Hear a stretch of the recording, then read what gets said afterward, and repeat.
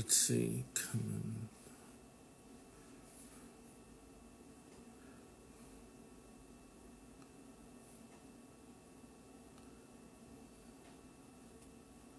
on. Boom.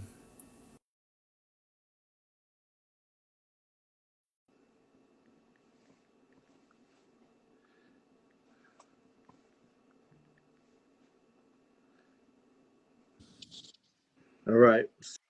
What's going on? What's going on? What's going on? We're going to talk about a lot tonight. Let's get to it. All right. Let me just put this in for Credit Summit tickets. So let's see. All right. Swisher 03, 6K. Yo, what it do? This my cousin TJ. You got one of my cousins up in there? Who's that? You got a lot of family, bro. Your family is represented. So this my cousin TJ from Compton. Okay. Who is that? Okay. So Wire Hunter. Who is that? All right. So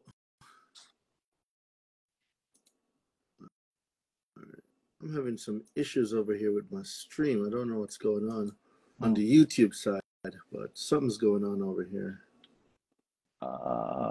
Family Man Clothing said, I love seeing a collaboration. Oh, yeah. Woke up. It's all about empowerment and education, man. For sure. So we got let's go back from where it started, Lionel. Okay. The video. We're gonna start at the video. Let me see. Did we comment and let them know that we're live? Yes, but IG be tripping on me. You know, I was actually shadow banned. They literally. What did you do to Instagram, bro? Because I was talking about the SEC versus Jarkissi, and they said that they shadow banned me for 3 months, but it was lifted as of October 1st. So, yeah. They literally told me that. They sent me a message. So we're not recommending you. We ain't sending nothing out until October 1st. Really? Dead serious. I got the screenshot of it. It's crazy because this video is going viral right now. Yeah. So does things you teach apply to non-4D support? Of course. Of course. And a lot of people don't even know that there is a non-4D support. Really? Yeah. There is. What is that? There's non-4. So it's just called non-4D support, to where you can have. So there's two ways to where if there's no government assistance, just saying it's typically when it's going through like a divorce, or if the person just went down to child support services and actually started the case themselves. So there's no benefits provided. So it's non-Title 4D. That is interesting. I never knew that. Yeah. And you can also have wage withholdings without even being part of the child support program in itself. But it has to be agreed to upon both parties. We both know how that goes. Right. All right. Yeah. So guys, for those of you who don't know, right? Child support is fraud, aka the man, the myth, the legend, right here in front of y'all, Mr. TJ Lyman, right? So we have what's coming up. It's a credit summit, and a lot of you. It's time to be educated. The era of I don't know, nobody told me. Like, we gotta stop it. We have to stop it. The era of you not knowing has to stop now. You need to be educated on ways to protect yourself and how the system is frauding you, because you're guilty until you can prove that you're innocent. Right. And if you don't want to stand up for your own rights, I hate to be the bearer of bad news, but I'm not going to be out in these streets advocating for you if you don't want to advocate for yourself. Right. I can find better things to do with my time, right? So earlier, before I even start, so the Credit Summit, guys, make sure you get your Credit Summit tickets. For those of you on Instagram, just comment the word summit. TJ is going to be at the Credit Summit. We're going to be breaking down child support, and he's going to give you guys the play-by-play of how he got rid of 21 years of child support, 21 years. It was 22. I need that extra year. I need all my It's years. It was 22. 22 years? 2022. I need them all. I stand I need corrected. them all. 22 years. Yeah. 22 years. And most people would think, oh, that's past the statute of limitation. There's no statute of limitations on fraud. There is none. Bruh. So for those of you that know somebody that has child support, you yourself got child support, y'all need to be in the building. Like, this type of education you cannot afford to miss. You can't. Man. Right? So comment the word summit. Comment the word summit in the chat. Let's get your ticket to Atlanta. It's about to go down. So Lionel, how did all of this start? Let's start with the Dr. Umar video and what he was saying. Got it. So early this morning, I'm at my kid's soccer game. I get a text from Darain. I look at my phone. It's Darain. I said, "Oh, let me click on this. I'll open it up." He said, "Bro, check out this video. You gotta do a video. You gotta do a reaction, a respond. You gotta do something with this video." So when I click on it, I said, "Whoa, it's Dr. Umar," and he's talking about how there has to be some sort of reform within the child support system. He went on to talk about how the headline was, if I can't see my kids, you shouldn't get my money. And he like, that should be law. And for me, I deal with a lot of people and I come across a lot of people, and I know there's a lot of parental alienation where people are paying child support. They're taking most of their money, yet the other parent is still keeping the kids, using them as a weapon, as a tool, and not even allowing the other parent to see their child. And I said, whoa.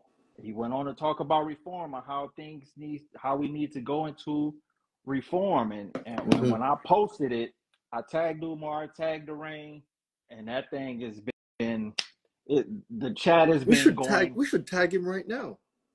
Yes, we should. Everyone, can we tag Dr. Umar? Everybody right now. If you're on here, tag Dr. Umar. Let's see if we can get him on the line. Everybody tag Dr. Umar. Let's see what's going on. Tag him. Yeah. Everybody. I'm going to tag him. Everybody tag him. Let's see what's going on. Let's see if we can get him on here.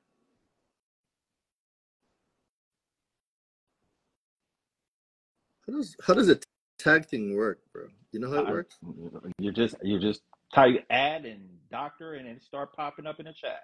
Yeah, but I'm not seeing nobody. It's not doing it for me. Yeah, everybody's doing it. I see it on my end. I see Tony, Toya, Monique. I did it. Family Man Clothing did it. India did it. So I'm seeing them. Yeah, but normally don't the name come up of the person? Yeah, you know what? I can't figure it out, but guess what? Y'all can. Everybody tag Dr. Umar, because this is like, we got to normalize these type of conversations. We have to normalize these type of conversations. Facts. Because, like, why are kids being used as weapons between a mother, a father, and the state?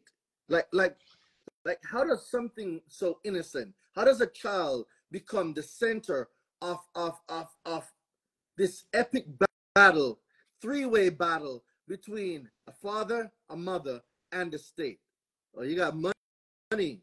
Oh, it's all about the money. It's all about the money. About the money. It's all about the money.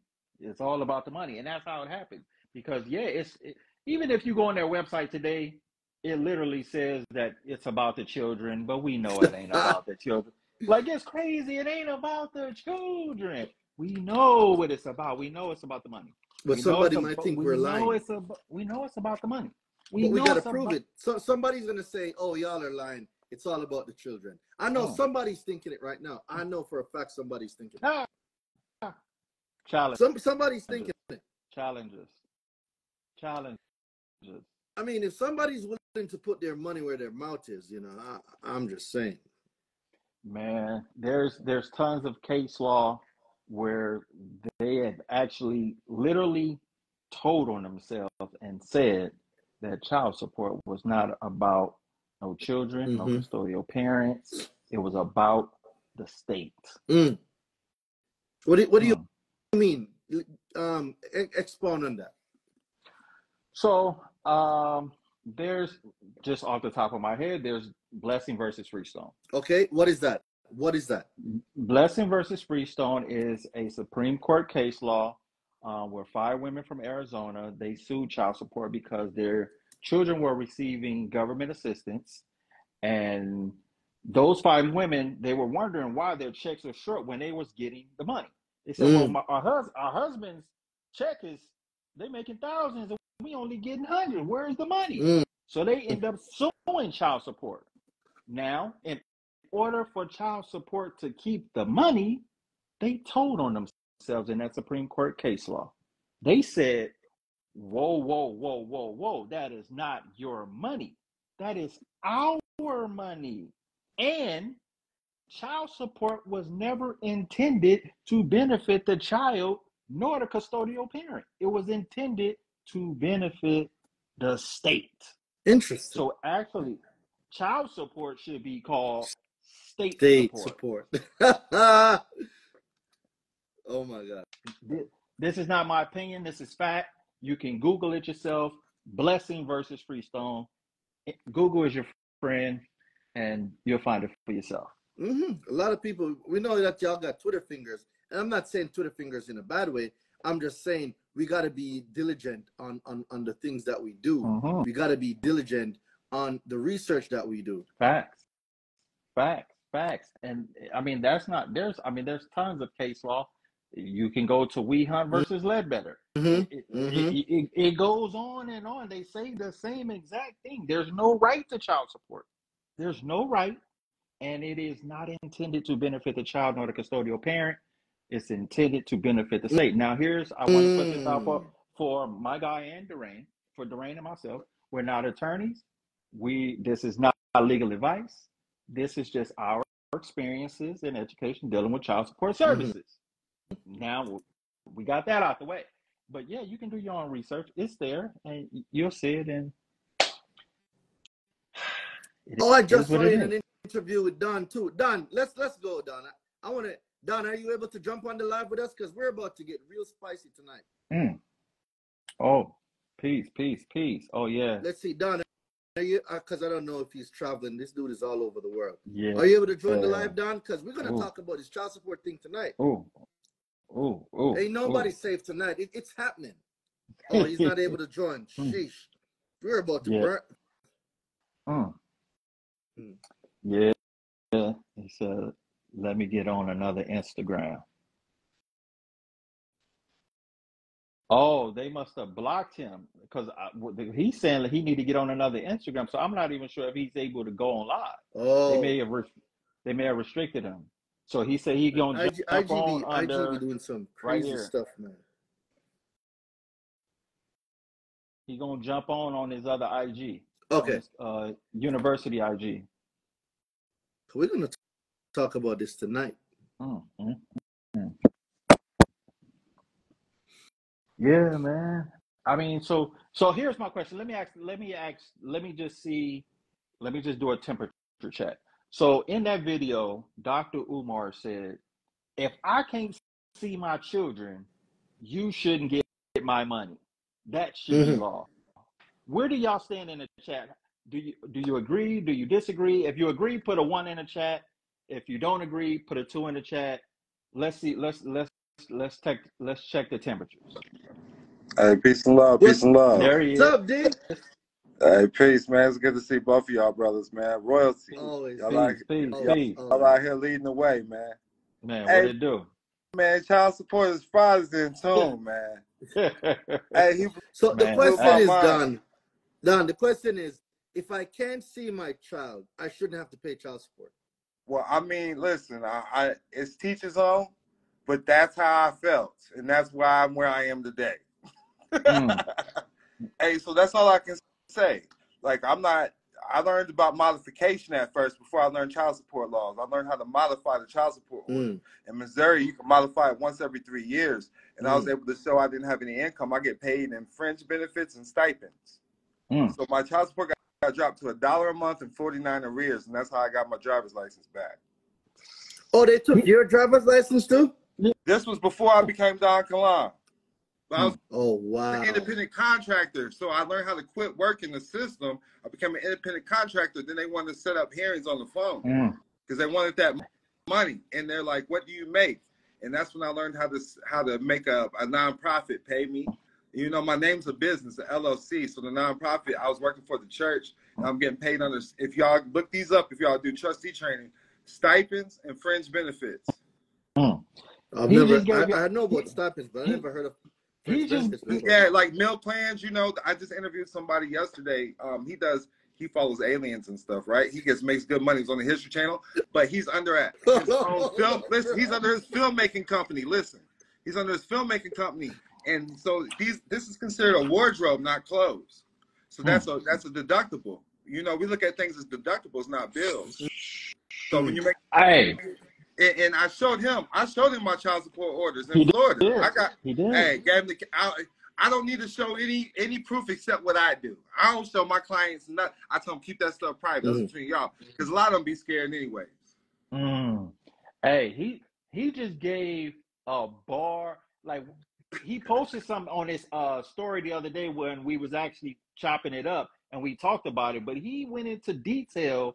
And again, this is not legal advice. It's just our experiences. Give legal advice. Attorneys, but the man, he just gave y'all a bar, and I'm not even sure if I want to repeat it, but you need to go back and watch it. But the way I'm gonna say I hope you're saving this, because I'd love to share it with my community. Yes, we're gonna save this. I can't go live until the end of the month. You know, You're in Instagram, Joe, too. Yeah. I'm gonna start being politically correct, and I warned everybody. Man. I warned everybody because I got the bag flowing. Now, and that's how I feed my family.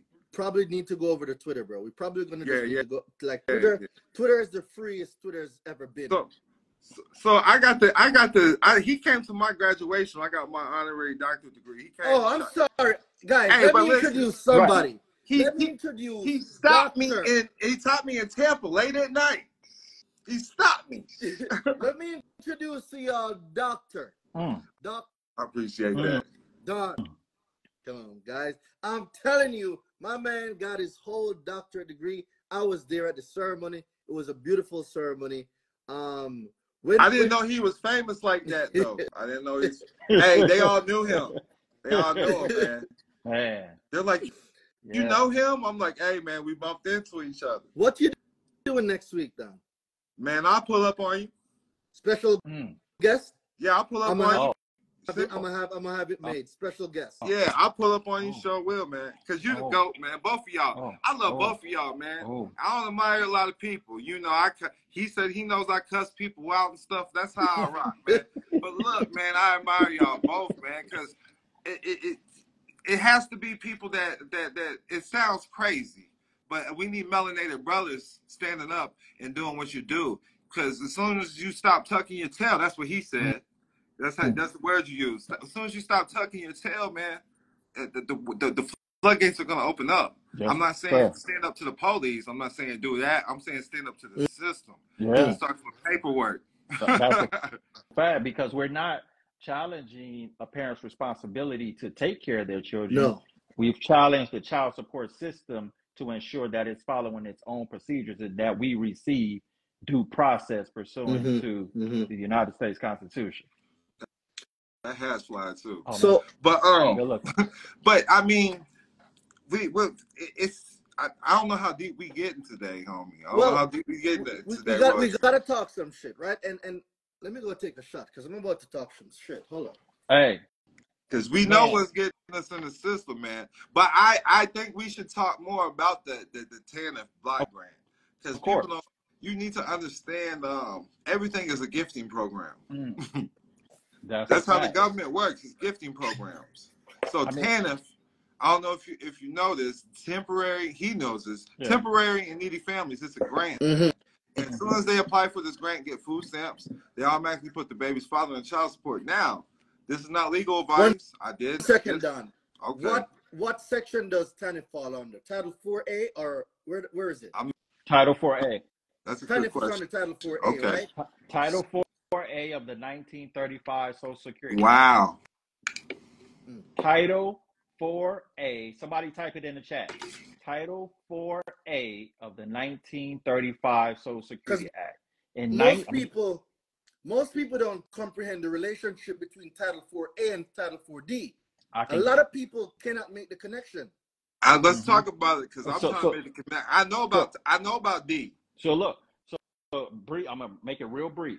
1935, there was Title 4A of the 1935 Social Security Act.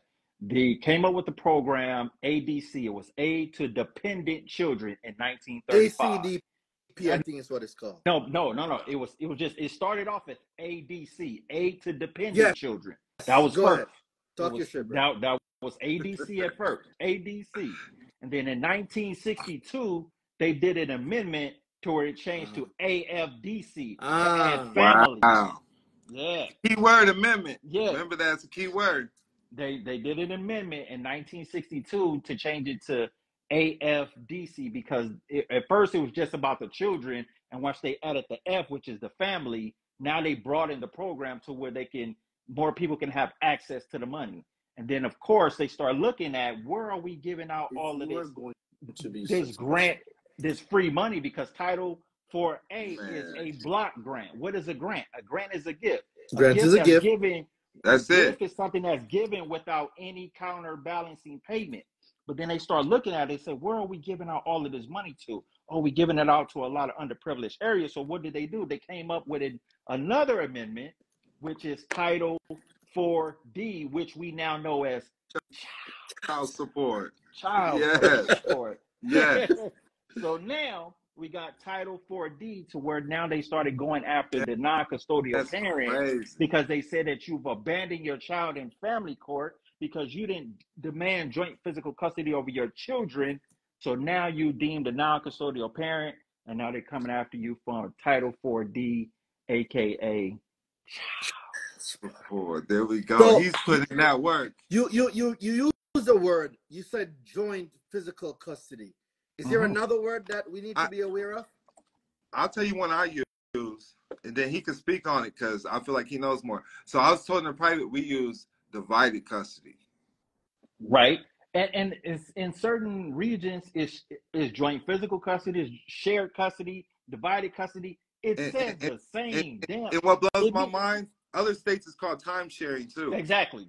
Just like land. Just like buildings. Yes. In Florida, it's time sharing. That's where I beat 2 cases in Missouri, and my children's mother got together and they sent some paperwork to my bookkeeper, because I had to beat a whole bookkeeper case. Wait. What do you mean they got together? Hold up. They got together, and they sent some paperwork to my bookkeeper. They accepted the mail. I didn't respond, and now I'm on child support in Florida. So I had to beat them twice. It's all documented. And I've seen it personally. I've seen it with my own 2 eyes. I'm just trying to it's harder what you mean interstate compact. What do you mean they got together? Got together, they started talking to each other.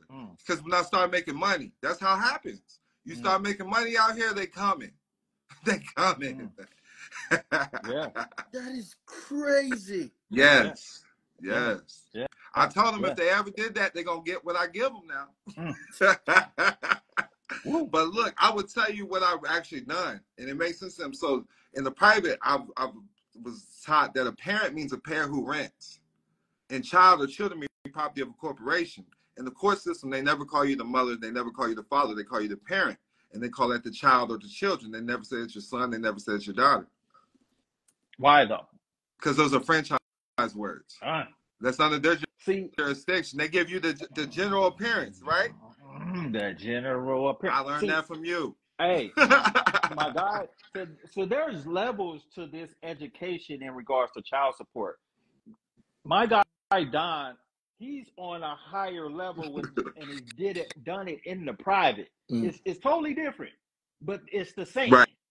It's different, but it's the same. And man, y'all just don't know right now. I'm looking at the 3 brothers that's right here right now. It's like, bruh, somebody in trouble. That's it.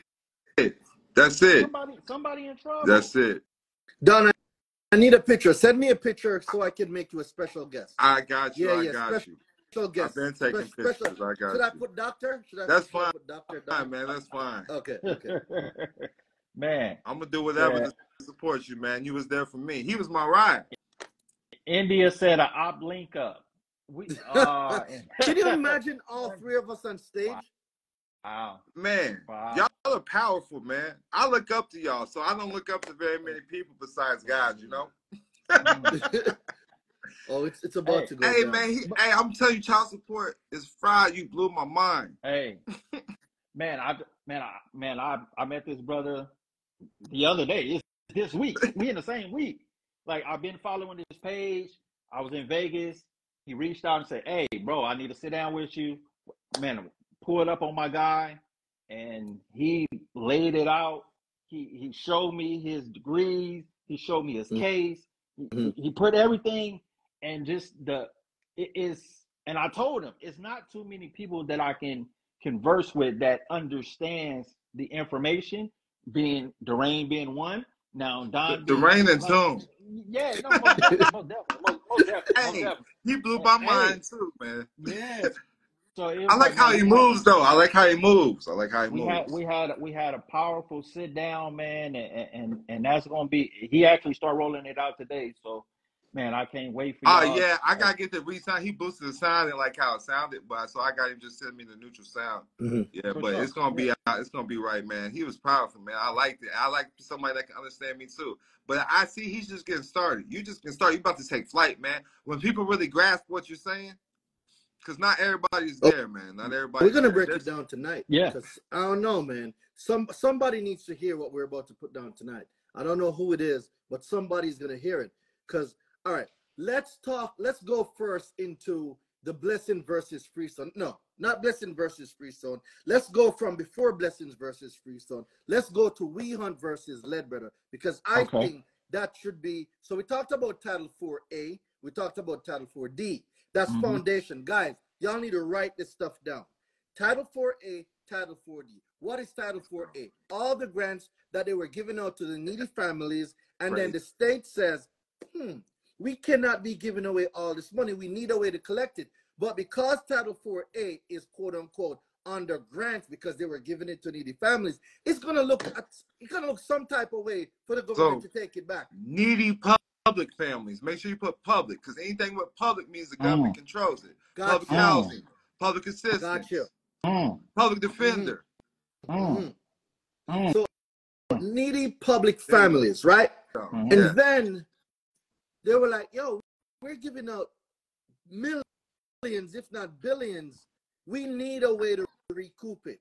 So who are we going to take it from? It got to come from somewhere. It has to come from somewhere. And this is what a lot of people are failing to comprehend. Child support has to come from somewhere. Somebody needs to be left holding the tab. The question is who? Well, all of these men went to war. All of these men are back. Quote unquote, they're not taking care of their kids. My God. So how about we go after the men? The men we know build everything. The men have to be employed. Women don't have to be employed, but men have to be employed. Men are the leaders of their house, their household, right? So they're the breadwinners. They're the ones having 2 to 3 jobs. Not saying women are not doing it, but they're the ones. So why not go after the provider? Because if we have the families, who's on the Title 4A? The moms. It's rare that you find men on Title 4A support. It's absolutely rare. Yeah, if I'm lying, somebody call me a cat. No, it's rare. So who do we go after? We go after the provider. And we use legalese. So there's a term called double language, right? And double language is when you say something, but it means something else. But other people that hear it interpret it how they want to interpret it. Like, for instance, if I say the word person, what does the word person mean? 90% of people on here is going to say, oh, it's an individual. That's another franchise word. Both of them. Right. Correct. But the word person also means a corporation, a government entity, a trust, a partnership. Right? Subdivisions. So when people assume that a word means something, just like the word credit bureau, people think it's a real word and that word exists, but it does not. So What do you mean it? What do you? Whoa, whoa, whoa, whoa, So, whoa, whoa, whoa, whoa, whoa, whoa. We can't just breeze past that. hey, no, and We can I cannot just breeze. before y'all state that, I'm gonna give you the word person. You can find that under 28 USC 3002 subsection 10, where he you want to just read what it stated. says? Everything you basically stated. Person includes a natural person, including an individual Indian, a corporation, a partnership, an unincorporated association, a trust, or an estate, or any other public or private entity, including a state or local government or an Indian tribe. All right. So hold on, Don. Shout out to Family Man Clothing. They bought a badge. They're Let's supporting go. us. Shout out to you, Family Man Clothing. We appreciate that, Most man. We definitely. appreciate your support. So if everyone is left to their own interpretation of the law, it means now that we have the upper hand. We know what the law meant. We wrote the law. So now people, we're gonna categorize them now. Custodial, non-custodial. Well, who does the child? Guardianship. So come on. So there's a word I heard in the military. It says mother's child. Mother's child. My mother's baby, Daddy's maybe. Yes, Yeah. that's the one. That's it. That's the one. And it never made sense to me. I heard that in the hood. Say again? I heard that in the hood. We get raised that in the They hood. talk about it in the military. Mother's baby, father maybe. I'm like, I didn't get it. So now, hey, these are the stats. So look, you said that there are more women than men receiving 4D services, and again, 4D I don't, and 4A. Yes. I mean, 4A services. Sorry, 4A services. But I already have it up on my computer. I was trying to get my son to bring my computer. That's why I just went up to get it myself. If you go hold on one more time. We got somebody else. Well, we got people buying badges. Shout out to Dr. Don in the house. We got Artistic Genius 64 buying the badge. All right, let's go. Let's go, Lionel. That's one of my dudes. Shout out to him. He supports a lot. We do, so man. Look, we appreciate you. If you go to the Department of Health and Human Work, the Department of Health and Human Services website, so Department of Health and Human Services.gov, it says sex of custodial parents. Receiving services, females, 91% to 9%. So 91% that are receiving Title 4A is 91% to 9%. Now, if non-4D services, I told you there was two, is 62% to 38%. 62% female, 38% male. I'm gonna just turn this around. I don't know if y'all can see it, but it says it right here on the website. It's right here. So we ain't just up here just talking and saying things. It's right. Everything is Googleable. Yeah, but you just got to do your research. And I also want to bring something up. So you have to be in a certain jurisdiction because in order to get outside the codes and statutes, as far as the state codes and statutes go, because that's what they're using with child support, correct?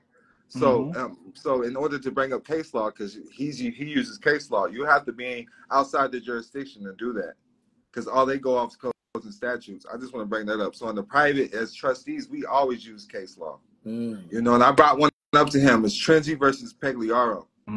I know that one. Yeah, you do know that one? Tell us about. I'm putting it in chat.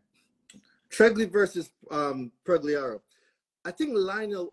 Somebody put me on to it, right? So listen, I'll tell you what I got put up.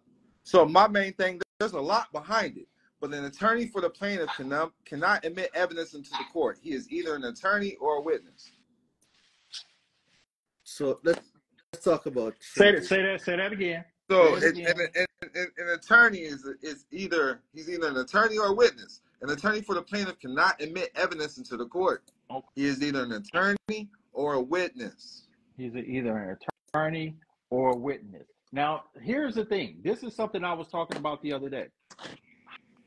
How can the state be the prosecutor and the victim? That's it. And the victim. game. How can you be the prosecutor and the victim? What do you mean by that, TJ? So the county represents the state. The child support attorney is from the state prosecution's office, and they're representing the state, and they're coming after you for 4D services, which they are saying that we gave out money and we're recouping the money from Title 4A. So you're saying you're the victim, yet you are the prosecution, and you're incentivized under 42 USC 658A to receive a bonus to find me guilty in your own state. Wow. Get a bonus, huh? So listen, so this is all you have to do is think about this. Your name is a business, and this is called government contracting. You say you understand your charge and things like that. Anytime you said you had to volunteer, it's government contracting. There's a lot on the private side that we could go into, but I'm not gonna get deep.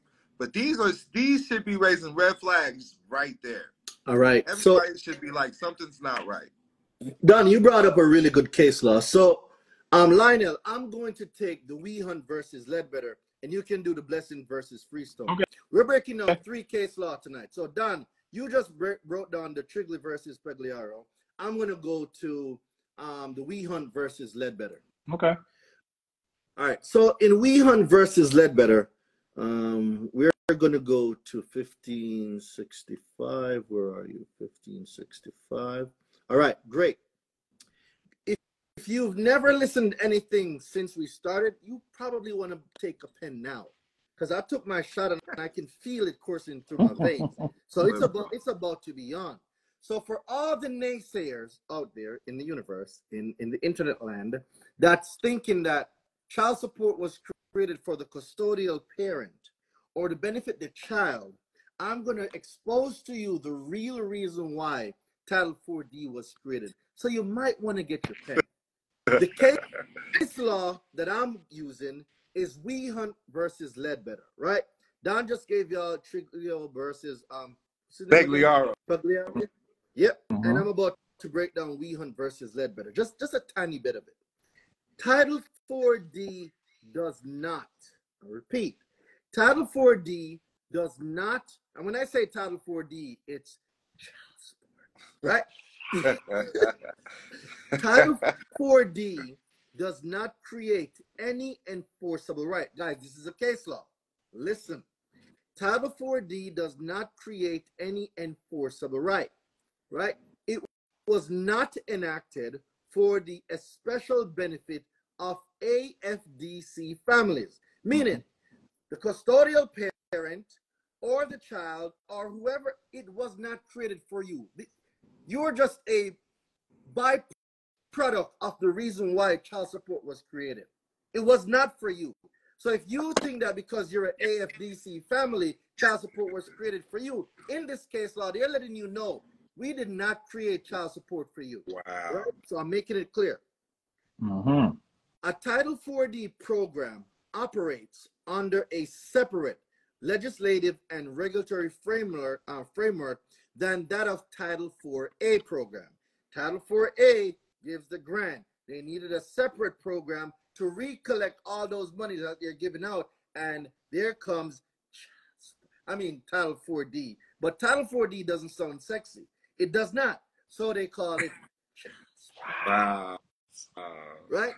So I've got it now. Right?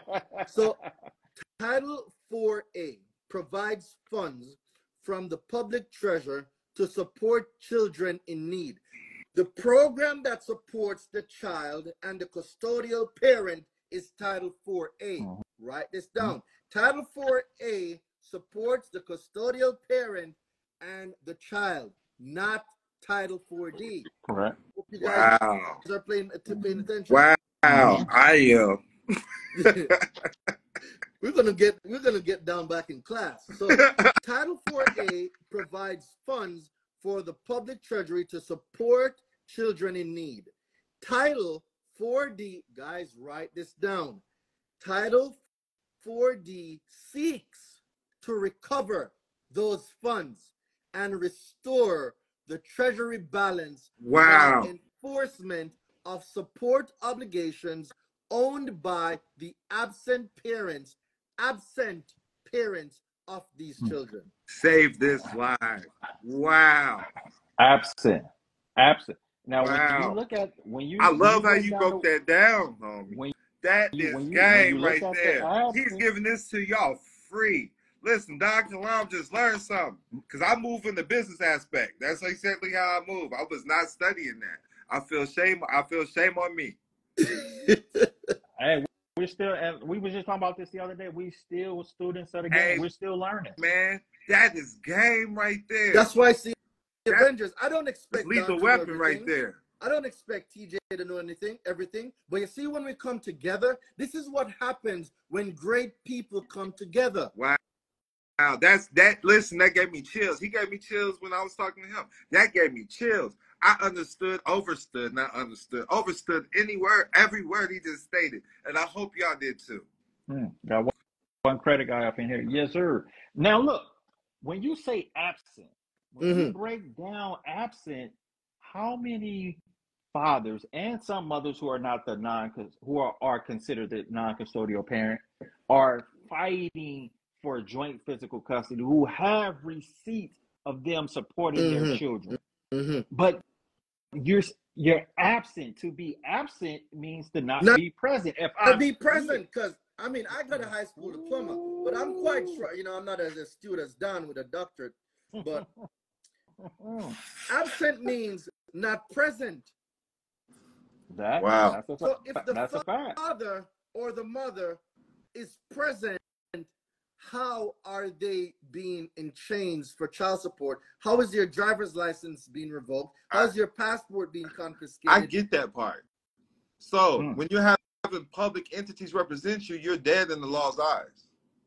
You're making a general. A corporation is a corpse. Corpse means ancient. Ancient means bringing the life of motion. So you're bringing a dead corpse to life. So you're stepping in as a dead beneficiary. You're lost at sea. That's what the birth certificate means. Everybody's considered dead. That's why they call it the land of the walking dead. So you have to declare a nationality or something like that. When you're white or black, I know scientifically black means death. Black is an adjective. You have a black hoodie on, right? Hoodie is the noun. Black is the adjective. So when you say you're black, that's one of the franchise words as well. And when you're under these franchise words, it's called Black's Law Dictionary. This is magic and spells for the dead. I have one. I have one of the first edition too. I'm so proud of it. I paid $600 for that. Wow. Do your thing, man. Every judge has one behind the podium. A lot of people don't know that. Man, yes, sir. But I didn't want to get Dr. too Love, deep. I didn't know how deep we supposed to get. But TJ is going to pick up blessings versus freestone, but I just wanted to give a perspective, because most people think that they're entitled to child support. Child support was created for the child and for needy families, and someone says, I need virtual tickets. If you need virtual tickets, comment the word virtual. For those of you that cannot make it to Atlanta, we even got sidetracked. Guys, the Credit Summit is in Atlanta, Georgia. It is going down October 11 through 13. For those of you that can make it to Atlanta, guys, make it to Atlanta. I'm there. There's a special session that I'm going to have where me and you, it's going to be called Forbidden Credit. It has not been released anywhere yet. I just wrote a book on it. And I would like to do that section podcast style with you. I'm with it. Yeah, I think you're the perfect person to do that session with it. So yeah, the Credit Summit, guys, it goes down in Atlanta, Georgia. For those of you that have not gotten your tickets yet, comment the word summit. For those Artistic Genius, I'm there. Oh yeah, let's go. Yeah. Let him know. He lives in Atlanta. Artistic Genius lives in Atlanta. Oh, that's even perfect.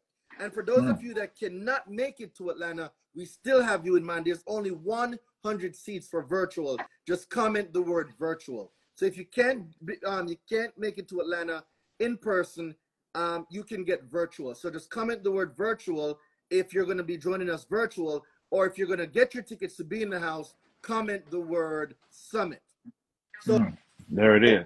Yeah, like I was saying before we go over to TJ, the We Hunt versus Ledbetter gives you the foundation of the creation of Title 4D. We Hunt versus Ledbetter gave you the foundation on why Title 4D was created, who they seek to recoup these funds from, and who this title is supposed to benefit. And it says it in there. It's a case law, guys. It's a case law. So how can we build on this now with Blessings versus Freestone, Lionel? So I kind of broke it down earlier, but I'll, we got the Don in here, so we're gonna bust it down again. So Blessing versus Freestone. I'm gonna make it real quick and simple. Blessing versus Freestone. There's a Supreme Court case law. 5 women from Arizona.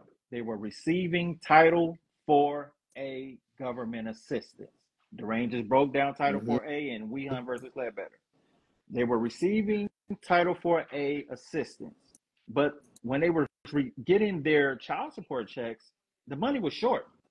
So they started asking child support services, hey, where is the money that, why are y'all keeping all of the money? And child support said, no, that's not your money. That's our money. So they got together. They took child support to court. They sued them and said, man, they taking all of our money. And in that case, something happened. Something happened.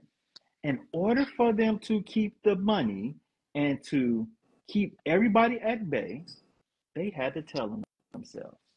They had to tell on themselves. In Blessing versus Freestone, child support services said in a Supreme Court case, said, that is not your money. That's our money. Okay. They said, in fact, child support was never intended to benefit the child nor the custodial parent. It was intended to benefit the state, to recoup the funds from Title 4A of the 1935 Social Security Act. And it also says in Blessing versus Freestone that there is no right to child support services. No right. There is no right. You have no right to child support services.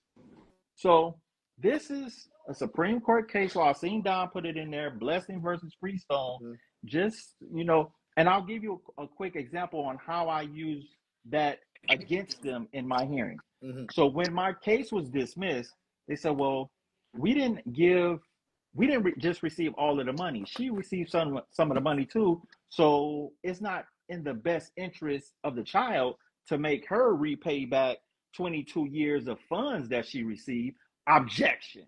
What do you mean it's not in the best interest of the child? Remember in Blessing versus Freestone when you told those 5 women from Arizona that child support was not intended to benefit the child, it was intended to benefit the state? So you can't use it in the best interest of the child because you told on yourself and said that it was never intended to benefit the child, it was intended to benefit the state. Another key word you said is interest, and you use interest when you get credit. Woof. I just want to put it out there. Come on, everything's all full faith and credit. Come on now.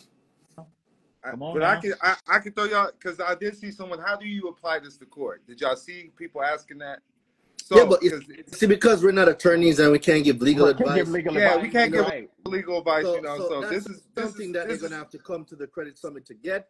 Have a one-on-one consultation with Lionel so he can show them his resources and point them in the right direction. But we're not attorneys. We can't give legal advice. I was just wanting to give a quick breakdown of something. That's just hey, if you know how to use holding companies and private entities correctly, shout out to my trustee Fresco. But if you know how to do these things correctly, you can implement case law correctly. That's it. You gotta learn how to operate and stand on your own square. Like if you don't know, like obviously when you hear them, you could tell they study. Hey, I mean, when your back is up against the wall, either you're gonna fold or come out swinging. Right, that's facts. And that's how I learned. My back was against the wall, But one key word y'all can start to look up in Google is sui juris. Is what? I was just about to say, I like how TJ he does the objections. If y'all listen to him, he says he objects, and that's something that's major. Right. So before I go into objections, can you please just tap on the sui juris real quick for the people?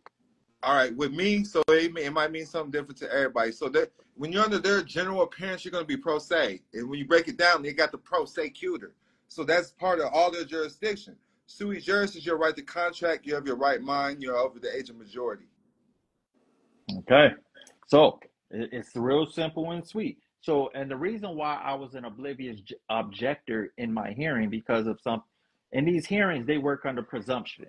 So what presumption means, if we presume that this is true and correct until you provide evidence or object and say that it's not.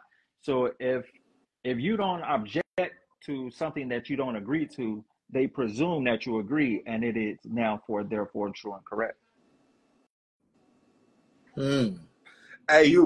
Hey, he called. Right, So it's all contract. I'm guilty. It's all It's all guilty. I have to contract. prove that I'm innocent. Oh yeah, that's innocent until proven guilty. That's in the judicial process. But I was about to say, shouldn't it be innocent until proven guilty? Yeah, in a judicial process I where you play those before games. an actual judge. That's all administration. Yeah, everything's administration. So you know you want to plead guilty to the facts and not the crime, because there's a fact can't enter a courtroom. Like you said, it's assumptions and presumptions. So when you stick to the facts, the case gets thrown out. Man, and that's why I said I only dealt with facts and the evidence. That's it. I didn't go into. I didn't even have. Imagine this. Here I am representing myself in a 2-year child support hearing where they only talk about money. I didn't allow them to talk about money in the entire case because I was only talking about the evidence on them messing up on their own procedures when they established the case. And when they brought up money one time and it was close to the end of year 2, I objected to it and said that it was hearsay. They said that I made voluntary payments. Objection, those payments were not made voluntary. They were made under duress. There was license suspension, passport, income withholding, liens on my name. You put it on my credit report. That's duress. Ooh, that's not credit report. We're going there next. Yeah, that's not voluntary. Darain, you know the community that I'm in, the private community I am in, they always talk about the government doing fraud and things like that, right? He's the only man I know that got the receipts. Hey, it literally says on my case was dismissed for extrinsic fraud. It literally says extrinsic fraud. They admitted that they committed extrinsic fraud. Yeah. That's powerful. Who can get the government entities to do extensive fraud? And then I want to throw another case law out there. Well, it's a doctrine, the Rooker-Feldman doctrine. Oh, everybody looks up the Rooker-Feldman doctrine. If you understand that these child support agencies are getting federal funding, getting funding from the feds. So what the Rooker-Feldman doctrine states is that state agencies and lower level courts cannot, or there has to be their own federal investigation for them even to take you into a court. You know, they can't use evidence from each other, if that makes sense. So the state can't get evidence from the feds, and the feds can't get evidence from the state to charge you with anything or enforce anything upon you. That's the Rooker-Feldman doctrine. I'll get it for you. Yeah. Text that one to me. That sounds lit. So I learned it. I was helping people with gun cases. I ain't gonna get too deep, but you know how the state or the feds pick it up. You know they can't do that. Yeah, I'm gonna leave it alone. Yeah, I'm gonna just let that yeah. I just want to throw it out there. I've used it in child support too. Yeah. So. Yeah, you got to be at the credit summit. You got to be at the credit summit. Yeah, some things you gotta learn. Yes. Yeah, you got. I can't wait. I'm happy that I'm invited. I'm gonna be grateful to be there. Yeah. You got to come to the credit summit. Lionel, let's talk about a letter from TransUnion, right? Okay. Let's talk about a letter that TransUnion sent. And before I even go there, guys, there's 85 on here. Between Instagram and YouTube, we have about 120 people. Let me ask you guys a question. How many of you have child support on your credit? Before I start the next section, how many people in here right now at this particular time have child support on their credit? If you do, put a 1 in the chat.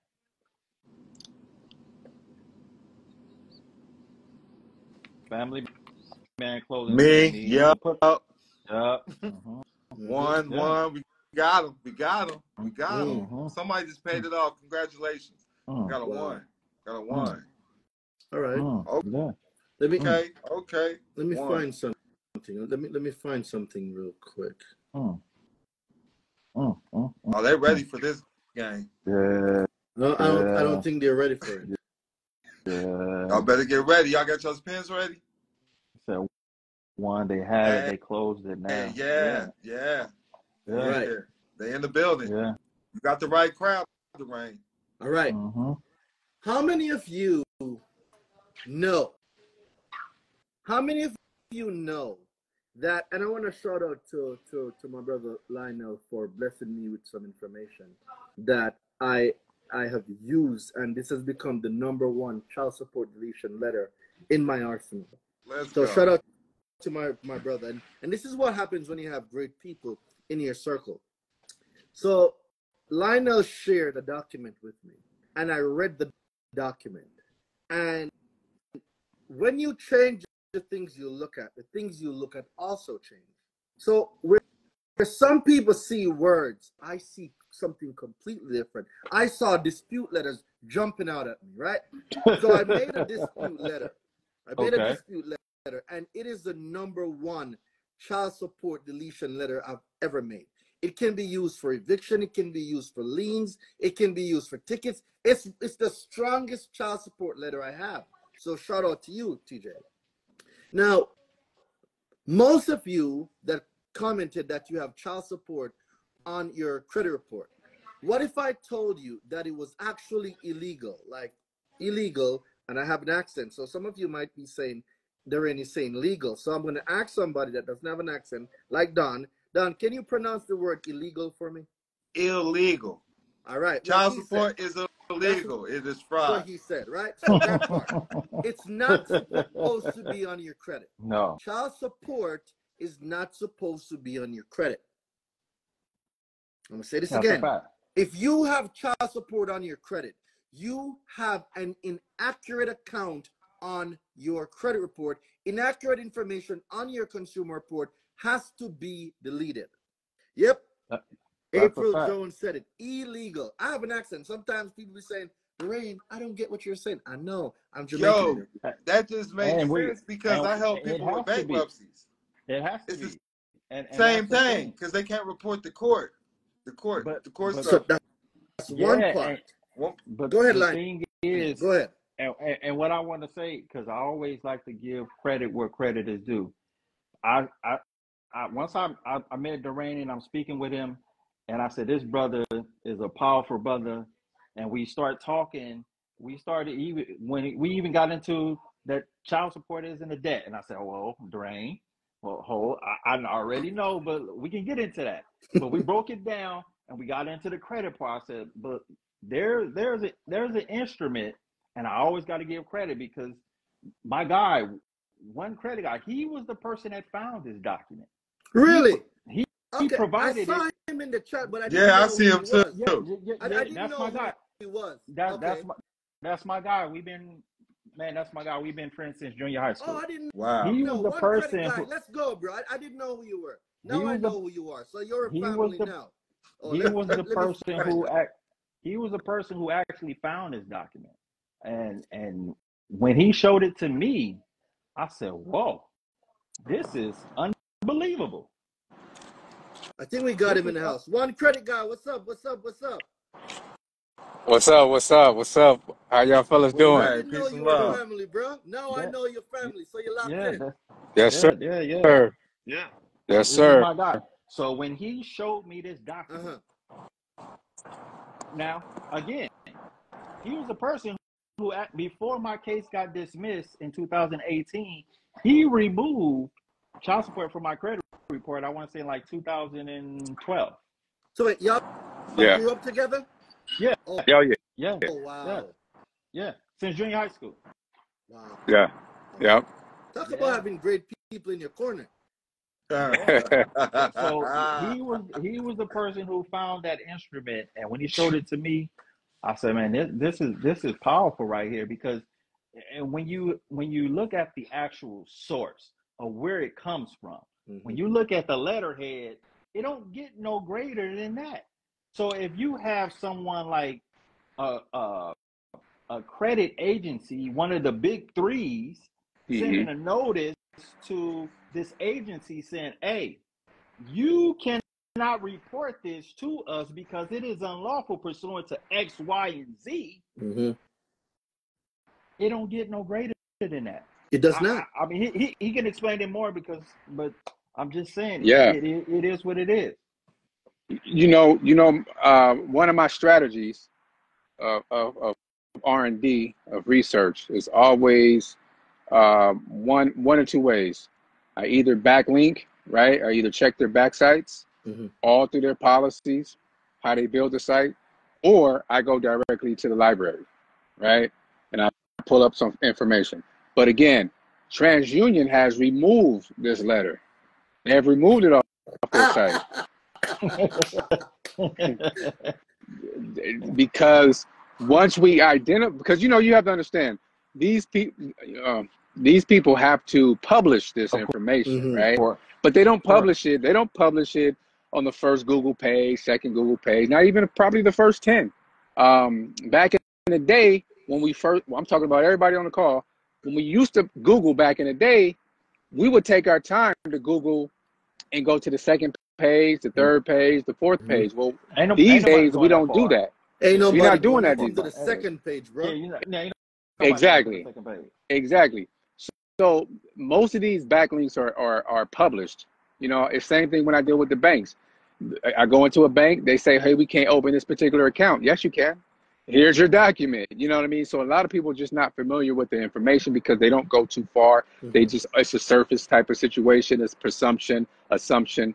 But yeah, when I identify that actual document, I had to make a copy. I had to make sure that I keep this because I was pretty sure they was going to remove it. Of course. Same thing in a situation where they removed a link off of the website of child support because TJ had discovered a particular language that was on there. So they are watching you. They're watching you. They're watching you. They're watching us. Okay. And they're making updates. And they making updates. So we have to be careful what we put out here for free. Absolutely. Respectfully, right? Public, private. You know what I mean? So yeah, it's good to do these more community group meetings to teach our people, to teach our community, and then give those documents out during that time. But when we do it on a public platform, we don't know. We don't know who these people are. We don't know. And again, let's bring it all back around. And that's why there's no reason that you should not be at the Credit Summit, whether you physically there, literally in the building in Atlanta this weekend through the 11th through the 13th, or if you can be there, comment Summit in the comments, and there'll be a link sent to your DM. If you can't make it to Atlanta this weekend, comment virtual, and you'll be able to watch it virtually, and you'll be able to, like he said, in this community, to where you'll be able to obtain the information that we're going to be providing this week in Atlanta at the Credit Summit. And for everybody that comes to the Credit Summit and you have child support on your credit, I'll make this letter free for y'all. But you have to be in the building to get it. There you go. That's lit. With the information, TJ was blessed with it. So shout out to the main source, one credit guy. And I believe that education will set our people free. My people are destroyed because of a lack of knowledge, lack of information. And when my people get knowledge, they reject it. Now, if that's true, the opposite also must be true. If my people are educated, my people will not be destroyed.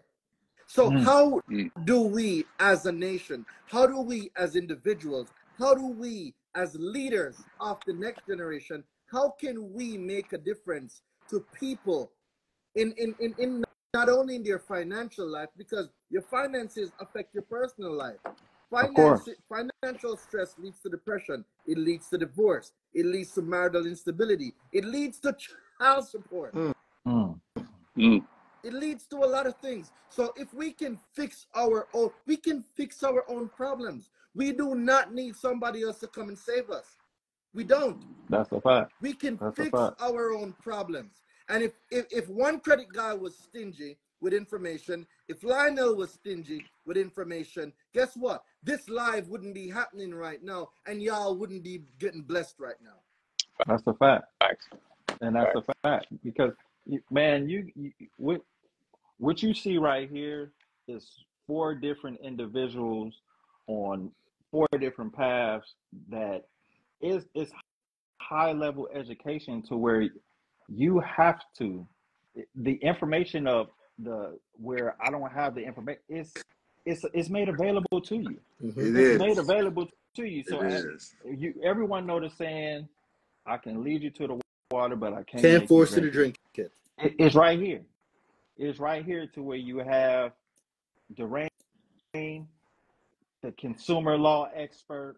You got Don, the private, everything private. You got one credit guy, credit, private. Don, you and one credit guy, y'all need to link up because y'all been on the same. He been on what you've been on for the last 15, 20 years. Yeah, I've been doing it. I've been doing it for a while too. It all started with child support though. Hold up, wait. Mine started with child support. I promise. Hey, mine started with child support also. That's crazy. I learned the independent contracting, making my name a business, then my life changed.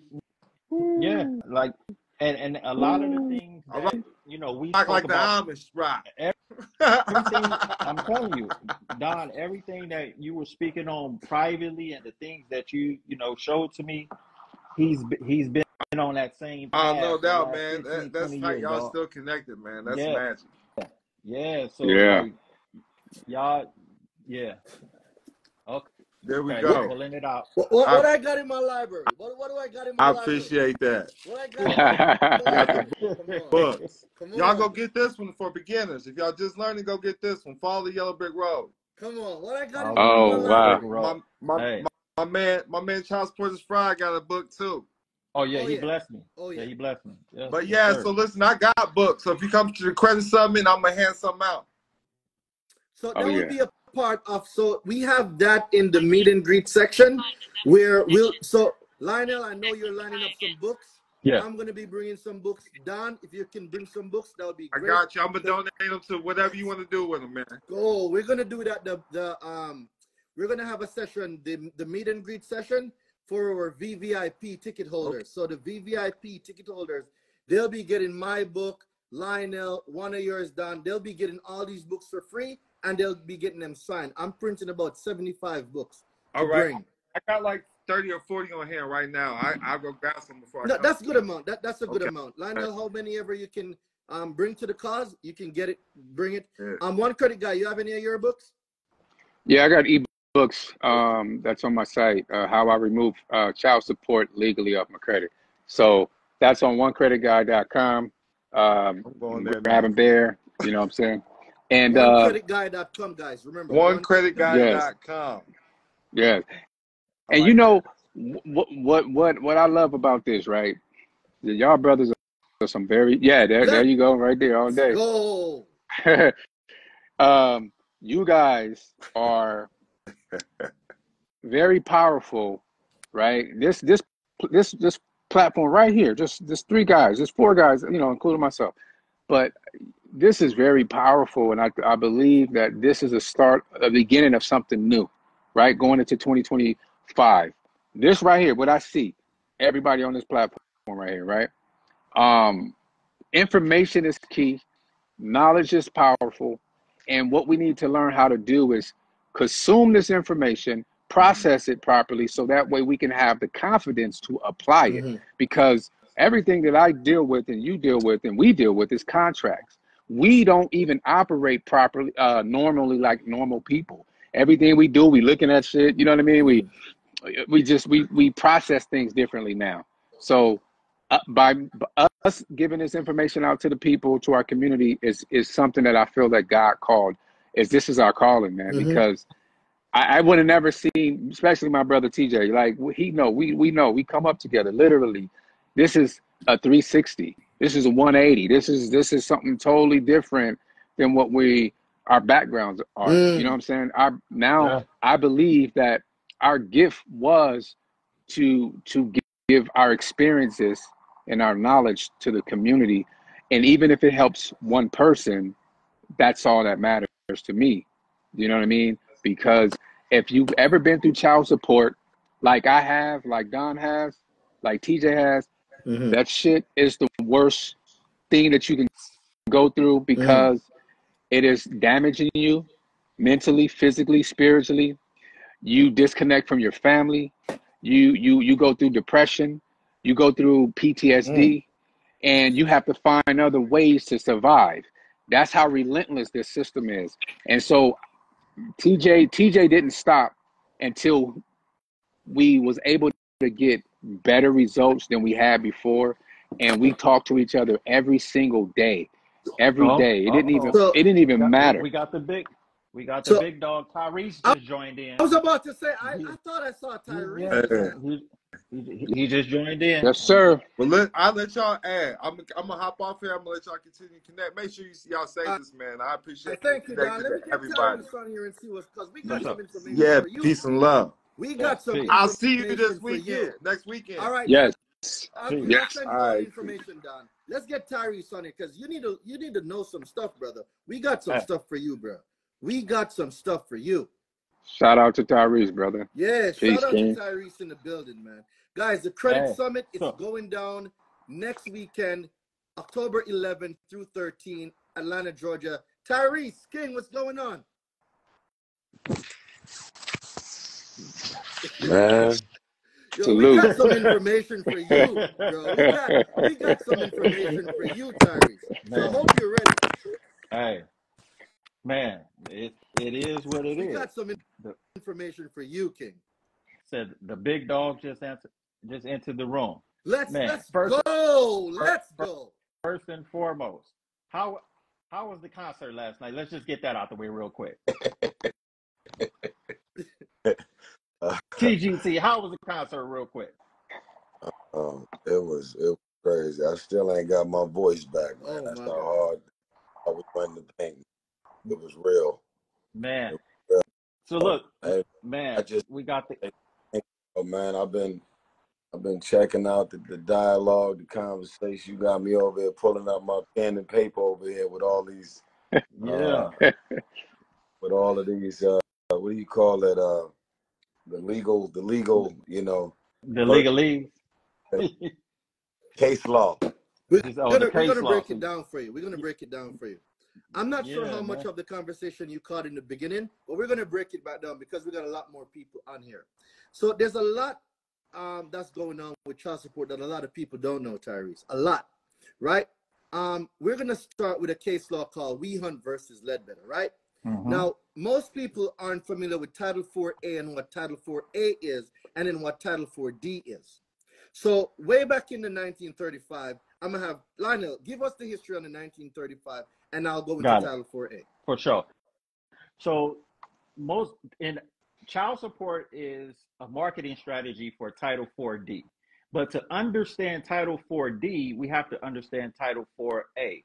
Title 4A is the government assistance program from the 1935 Social Security Act. In 1935, they started the ADC, Aid for Dependent Children. In 1962, there was an amendment, AFDC, Aid for Families with Dependent Children, to broaden the program. In 1935, it was around the Great Depression. Men went to war, and women really couldn't support themselves in 1935. So if a man left his woman in 1935, he would have considered to be abandoning his family. So they did another amendment in 1975, which is Title 4D, aka child support, to now go after the non-custodial parent to now recoup the funds from Title 4A, which is a block grant. If you go on the Department of Health and Human Services website today, it says that Title 4A is a block grant. What is a grant? A grant is a gift. A gift is something that's given without any counterbalancing payment, yet you are forcing someone to repay back money that was given out as a grant, as a gift. So that is the history of Title 4A and Title 4D, aka child support services. And now we can go into the actual case laws to break down Title 4D, aka child support. All right, so thank you, Lionel. So when Title 4A was giving out all this money, they could not collect it back under Title 4A. So they had to create a separate program, Title 4D. But the word Title 4D was not sexy enough. Nobody who wants to talk about Title 4D. So they came up with the word child support, the same way they had us believing that credit bureaus is a real thing. So we're talking about masters of words. So they use one word, it's called double language. They use one thing to disguise another. So when now we have this Title 4D, there was a case law called We Hunt versus Ledbetter. And I want you to, brother, if you've never heard anything I've said, I know I got an accent, I'm Jamaican, but I want you to hear everything I'm about to say.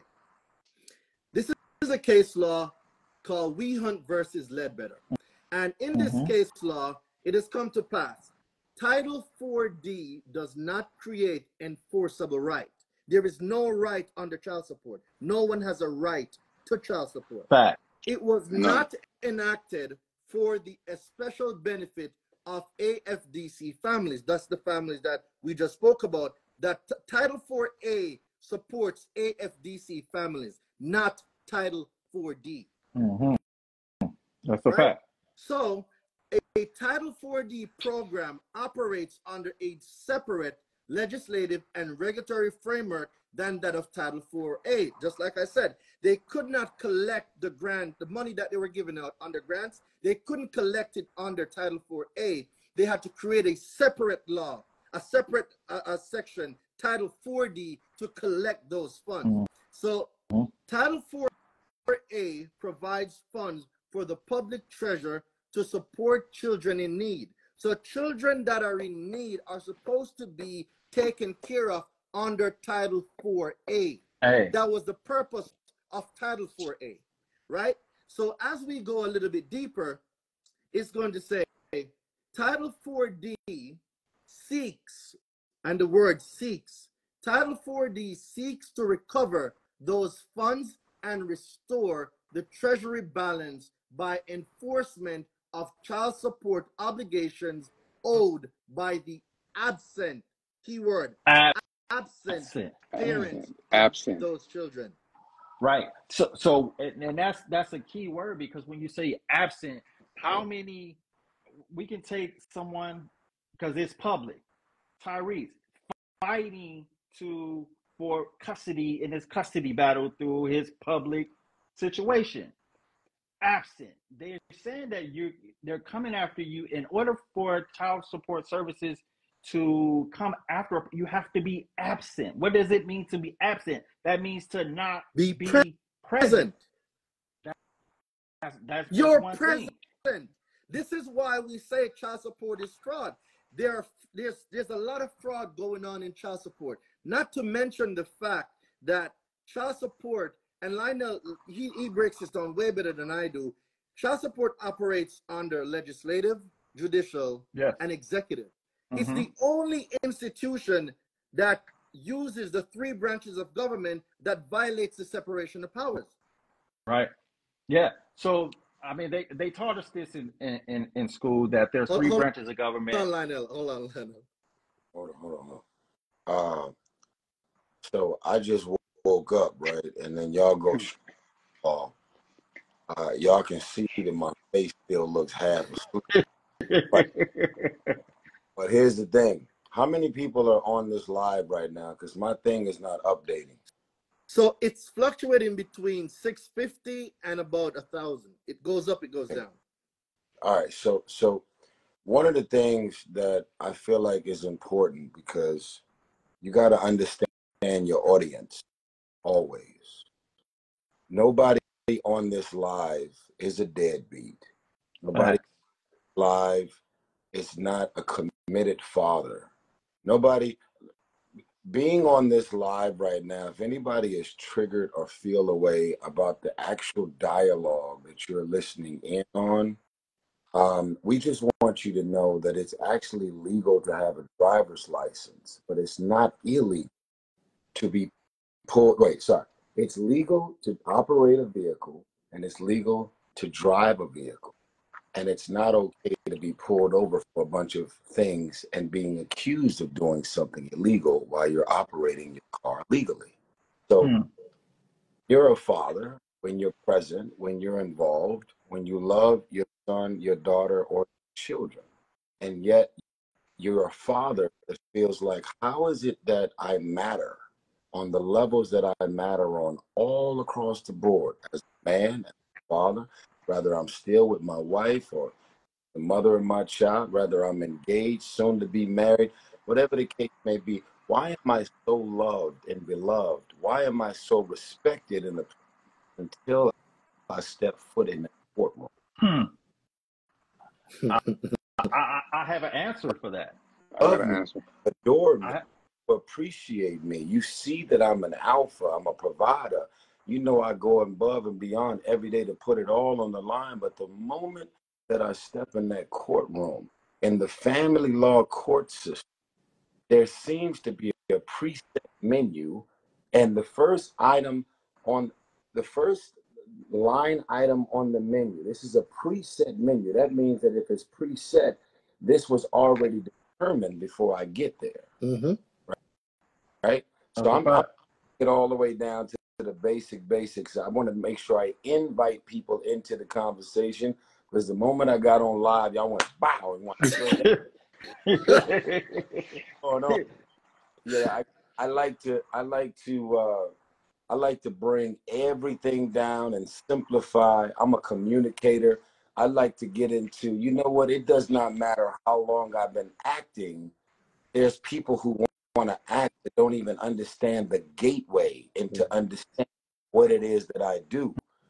You guys have been doing this. You guys have been blessing so many people that have experienced the things that this brother down to the left has said: stress, depression, anxiety, suicidal attempts on their own life, just trying to figure out, how do I work at Subway? How am I a thousandaire? How am I a millionaire? And how is it that I can't afford proper representation and I'm getting my ass caved in, pause, in this court? And yet I'm also looking at a multi-millionaire, celebrity, high net worth individual that afford proper representation that's also getting his head kicked in. So what the fuck is it? Why is it that you have never seen women with picket signs boycotting in front of a family law court system? When they feel compromised and they feel like their legal rights, their legal actual rights are being compromised. Like, you're telling me that I can't have an abortion? You're telling me that I can't this? You're telling me that I'm the most capable person to get this job and I can't get this job? Women will go above and beyond to picket signs and use their voices in their community to speak out passionately about the things that's not working in their favor. But they never, ever are in front of a courthouse for the family law court system, because things tend to work in their favor. Because preset menu, when you're born a man. See, the transgenders that want to be women that become men, they're not interested in being a transgender when they realize that if you're going to swap out your vagina for a penis and you go to the courthouse and you're now a man wanting to understand what the fuck happens when you say, I identify with being a man, and now you got to deal with the reality that happens to a man and a father at the courthouse. First line item on the menu, the preset menu in the courthouse says, fuck you, fathers, you were born a man. So I have a case law in the context of what we're talking about. It goes like this. And you go ahead, my brother. So look, when you say there's a preset menu, it don't. I don't know if you. I'm sure. I'm gonna just presume that no one knows this. There's a United States code. It's 42 USC. That's United States Code 658A as an apple. Incentive payments to states. So when you're saying you come, hold on. please, everyone, do me a favor, especially all of the men. Please do me a favor. You may not be going through anything right now. You may not have ever went through anything. I want you to use this moment. You know, they like, oh man, that brother dropping some juice. Pick him up, motherfucker. We're not drop the jewels and dropping gems, and then you just gonna listen to it and give us a hallelujah and not use it. We're free game because we want you to apply it to your life. And even if you write it down while you on your phone and your iPhone, go to your notes section and start writing down some of this case law. Because if you're not going through anything, or you're on your way to go through something, a divorce, a separation, you're about to go to court, you never know what you're about to. These gems are real gems that take these brothers years to hold information. And instead of being like every other selfish man to say, nah, fuck that, I'm gonna look out for myself, I got me, they going up on IG Live, putting you up on free game. So write this shit down and put it in your phone, because you never know when and how you're gonna be able to bless somebody who's going through something right now that you're not going through, or you never know what you. I woke up to a random divorce, and I'm in the middle of some shit that's so crazy. Never thought I would not be married for the rest of my life, and they hit me for 1.2 million in legal fees with a agreement in place right now.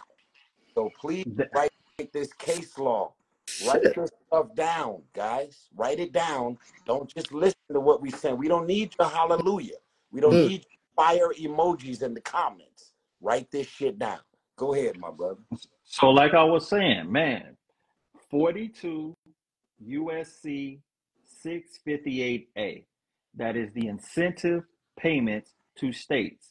States are incentivized to find you guilty in your own child support hearing. So the more child support they collect, the more the arrears they collect, the more paternity they establish, they are incentivized on the back end to find you guilty in their own state hearing. For the fiscal year of 2024, the United States Treasury authorized $713 million to states to find you guilty in your state hearing. So when you're going in here saying, man, I'm doing everything right, I'm taking care of my kids, I'm doing everything I'm supposed to do, but I just can't get a fair trial in this family court system, follow the money.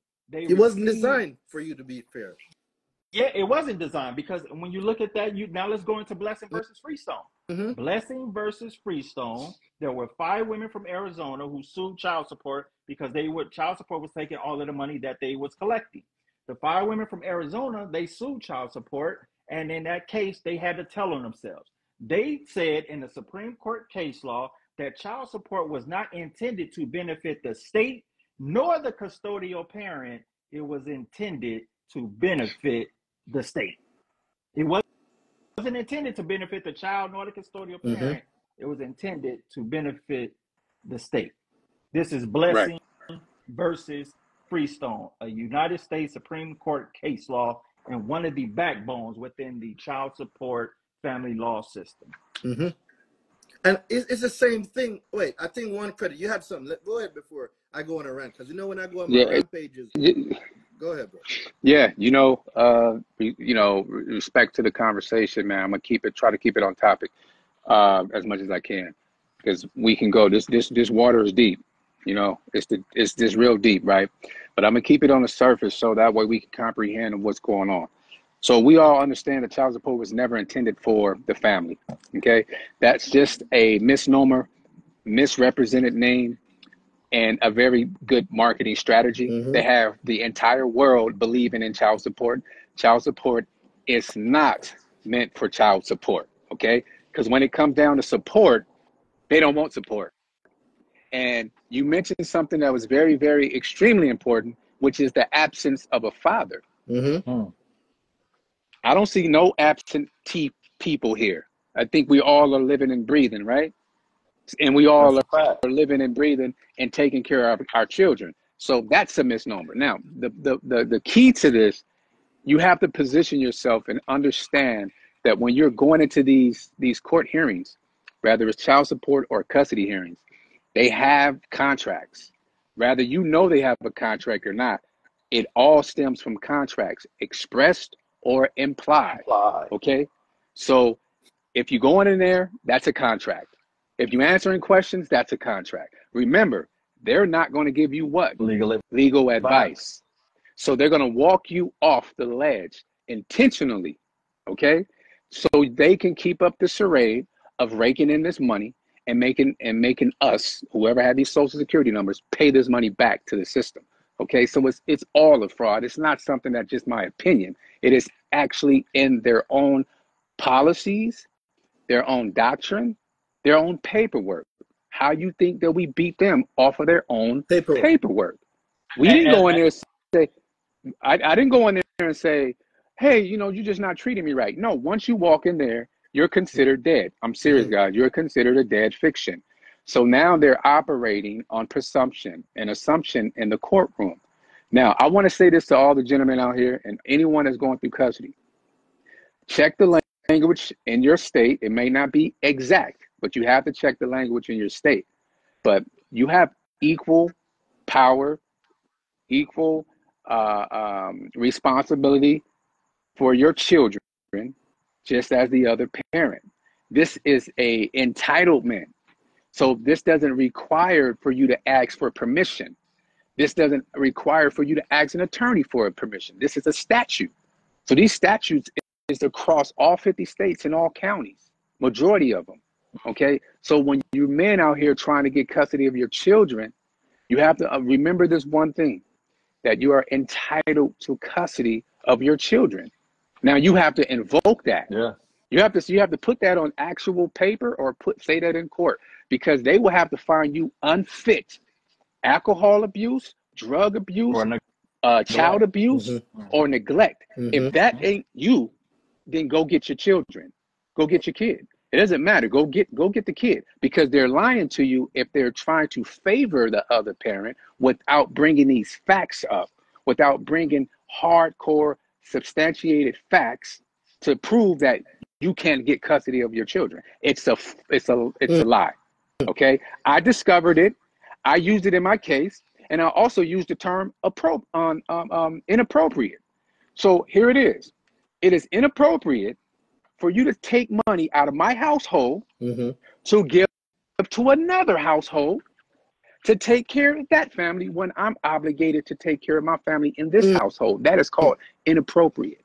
Okay, that is inappropriate. So if you don't use these trigger words in the courtrooms, they're going to assume that aka attorneys and lawyers, and they're going to expedite the case fast. So it's almost like you have to stop them in their tracks by objecting, bringing only talking about only facts, which is the document, and bringing in case law. So again, I want all the men, majority of the men is going through this. So if you're dealing with custody, remember, if you're not if you're not found unfit, go get your entitlement. You're entitled to it. You know what I mean? So you're entitled. It's almost you inherit that when you have children. So don't fall for the okie doke. Don't fall for the okie doke. But again, I don't want to get off too much off of the subject. But again, I just wanted to kind of raise that question, concern that how do we get custody? Well, you're entitled to it.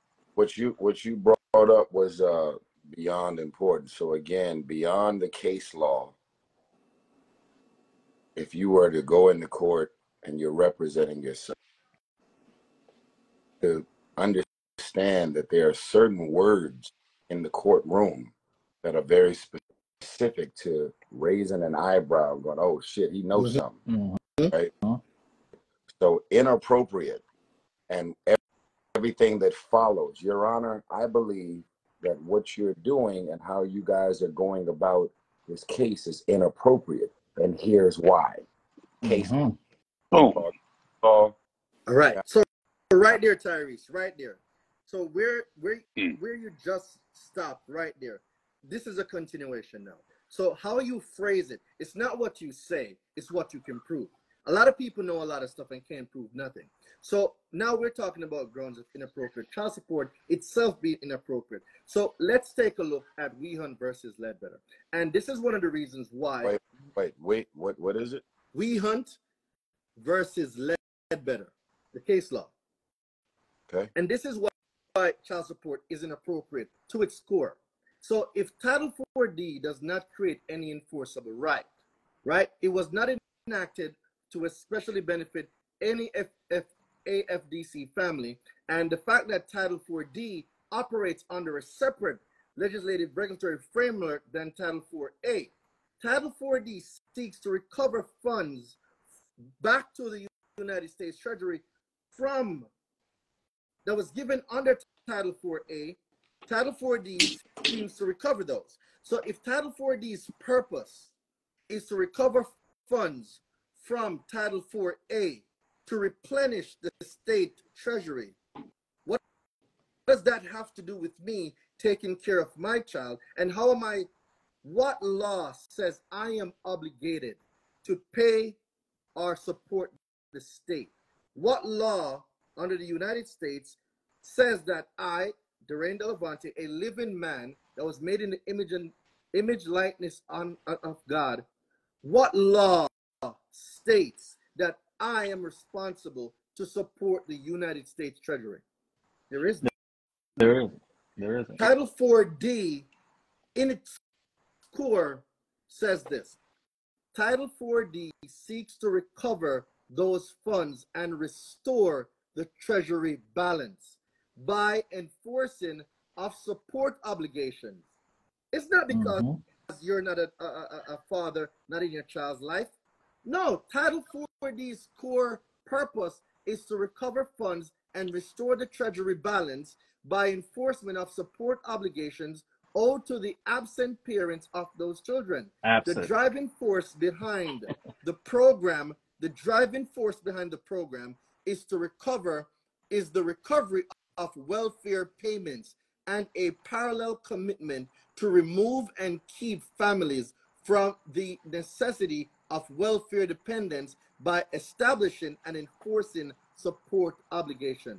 The legislative history indicates that in enacting Title 4D, Congress was primarily concerned with collecting child support in order to reduce the welfare roll. That's all it was for. That's it. And can I add this? Let me just add this before y'all go.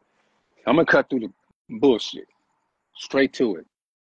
So when you walk into a courtroom, that's you're walking into a production. You have an actor. Everyone is in on the fix except for you, individual. Everyone is in on the fix.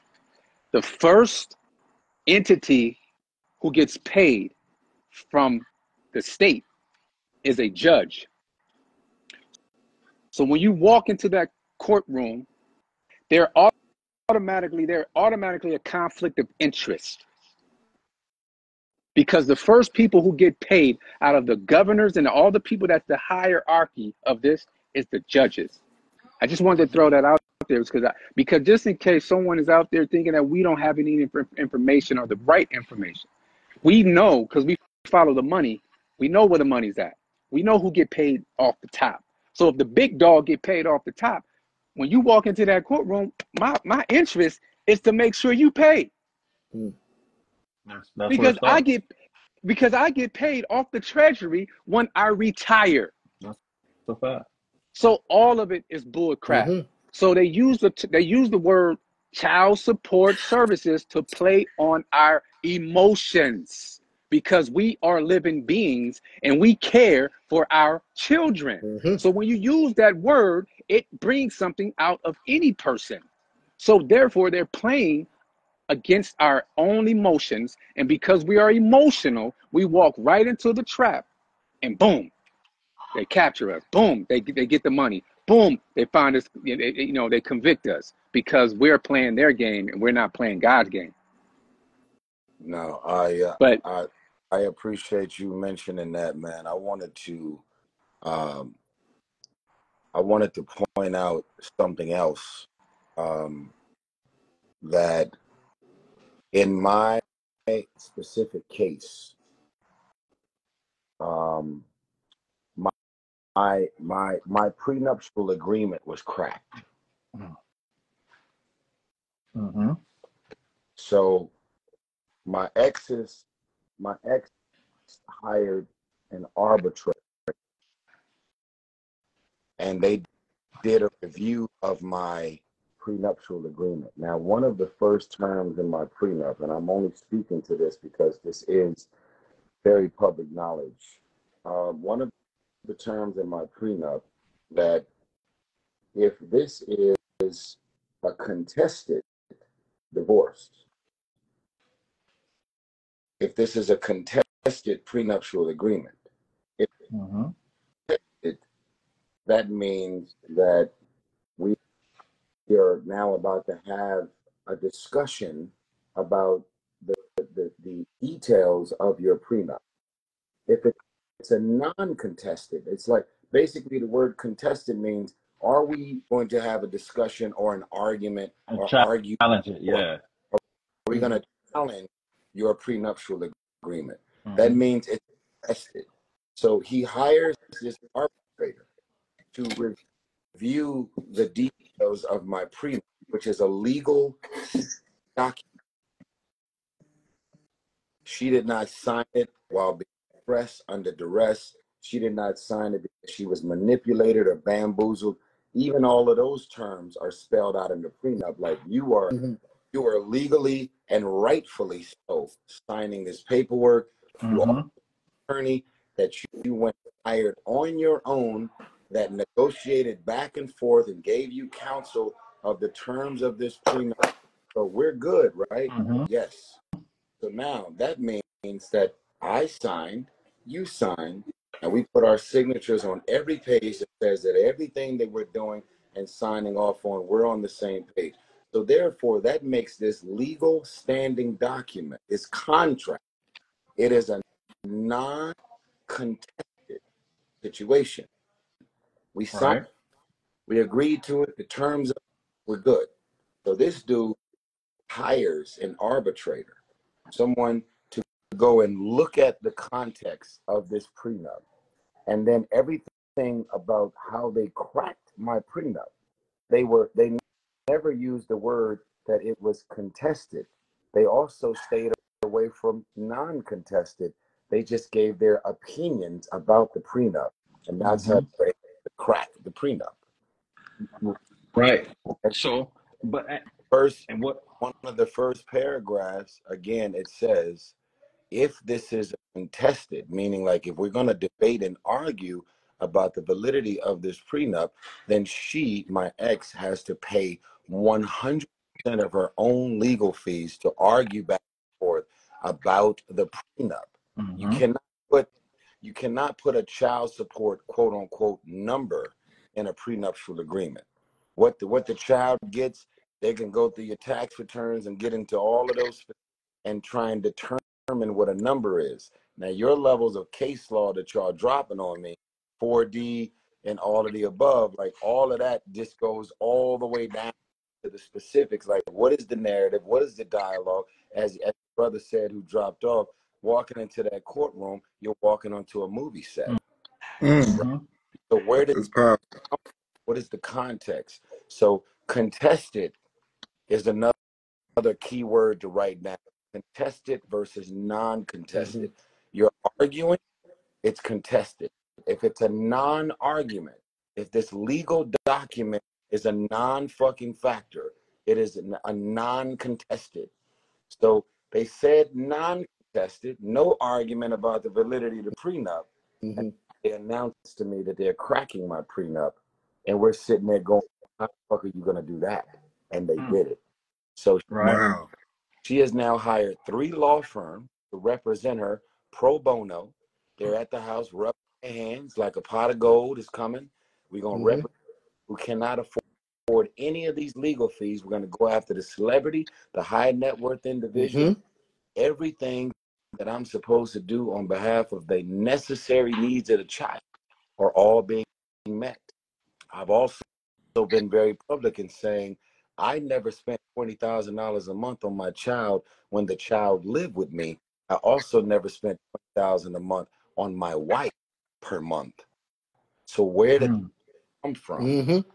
Why is everybody seeming like they're in collusion? Yes. Yes. In conjunction with each other, singing the same song, singing this on the same beat, on the same algorithm. Like, this must be a big fucking game. And I'm seeing it and witnessing and feeling everything in real time, all while not knowing the things that you guys know about the true context of where this stuff comes from. So again, this is my attempt to bring everybody in to make y'all understand the things that you may not understand about the just due process that ain't really quite just due process, because if it's a preset right. Yeah, that's a fact. So if it was me and I was in a situation where I had a prenup or a contract, because let's just call it what it is, it's a contract. If you're coming in to purge my contract based on what the arbitrator said, for me, I'm not even going to challenge, I'm not even going to contest or even go through the monies aspect of it. I'm going to challenge the procedure process of which you cracked that prenup. So there's a United States Code 28 USC 1691 that says that all writs and processes issued in a court of the United States shall be under the seal of the court and signed by the clerk thereof. So I'm going to demand, I have access to the discovery, so I'm going to see if you followed your own procedure when to even crack the prenup, because it don't matter what the arbitrator said or his or her findings was. If you didn't follow your own procedures through the entire process, then your findings are void. It's not valid. It's not enforceable. So these are attorneys on the case, correct? Correct. So I would also ask for their license to practice law. There's no such thing. You know, they have bar cards, and these are memberships to a fraternity. So I go that if there's any judges or anybody, I ask for the oath of office. So there's, you know, it's usually with the probate office, because everything's under a trust. The trustees. And that's the thing. It's like I'm not challenging your whatever your findings were. I'm just going to see if you followed your own procedures, because your procedure says if this procedure was not done correctly, A through Z, and all money judgments must be entered on the money docket in the county clerk's office. So if the money docket, if it's not on the money docket, it's not even enforceable. That's facts. And if you do happen to pay anything to the courts, make sure it's a money order or a check so you can trace it. It goes all the way back to a 508c1a, which is a private ministry trust with the Judges Association in Puerto Rico. That's a fact. That's a fact. So I have a question, because I'm not going to be able to stay on. My phone's about to die, for one, but for two, I'm not going to be able to stay on for the whole call. I have a question. What are we going to do about this? I think that me, you, and Lionel need to have a conversation. Because I'm all about, I'm at this point, I don't want no one to think of us as some bitch ass niggas. It's just and trying to go viral every other day because of shit we try. You know, I'm about that life, like for real. Like I'm about that Congress. Like, I was just getting ready to say that. I'm about that going to the Supreme Courts, even though a lot of these Supreme Court judges are Trump appointed right now. I'm about that other life. I think obviously child support is fraud. This good brother right here has been building out a real following fan base according to the wisdom and knowledge that you continue to drop on the world, that you don't have to. For sure. Making the choice to. You know, I tell people all the time that Dr. Martin Luther King Jr. Was the son, hence the word junior. He was the son of Martin Luther King Sr., and he was not a senior pastor at the Ebenezer Church. He was one of many pastors that preached under the senior pastor, which was his father. Dr. Martin Luther King finally had an opportunity to become a senior pastor in Montgomery, Alabama, of his own church.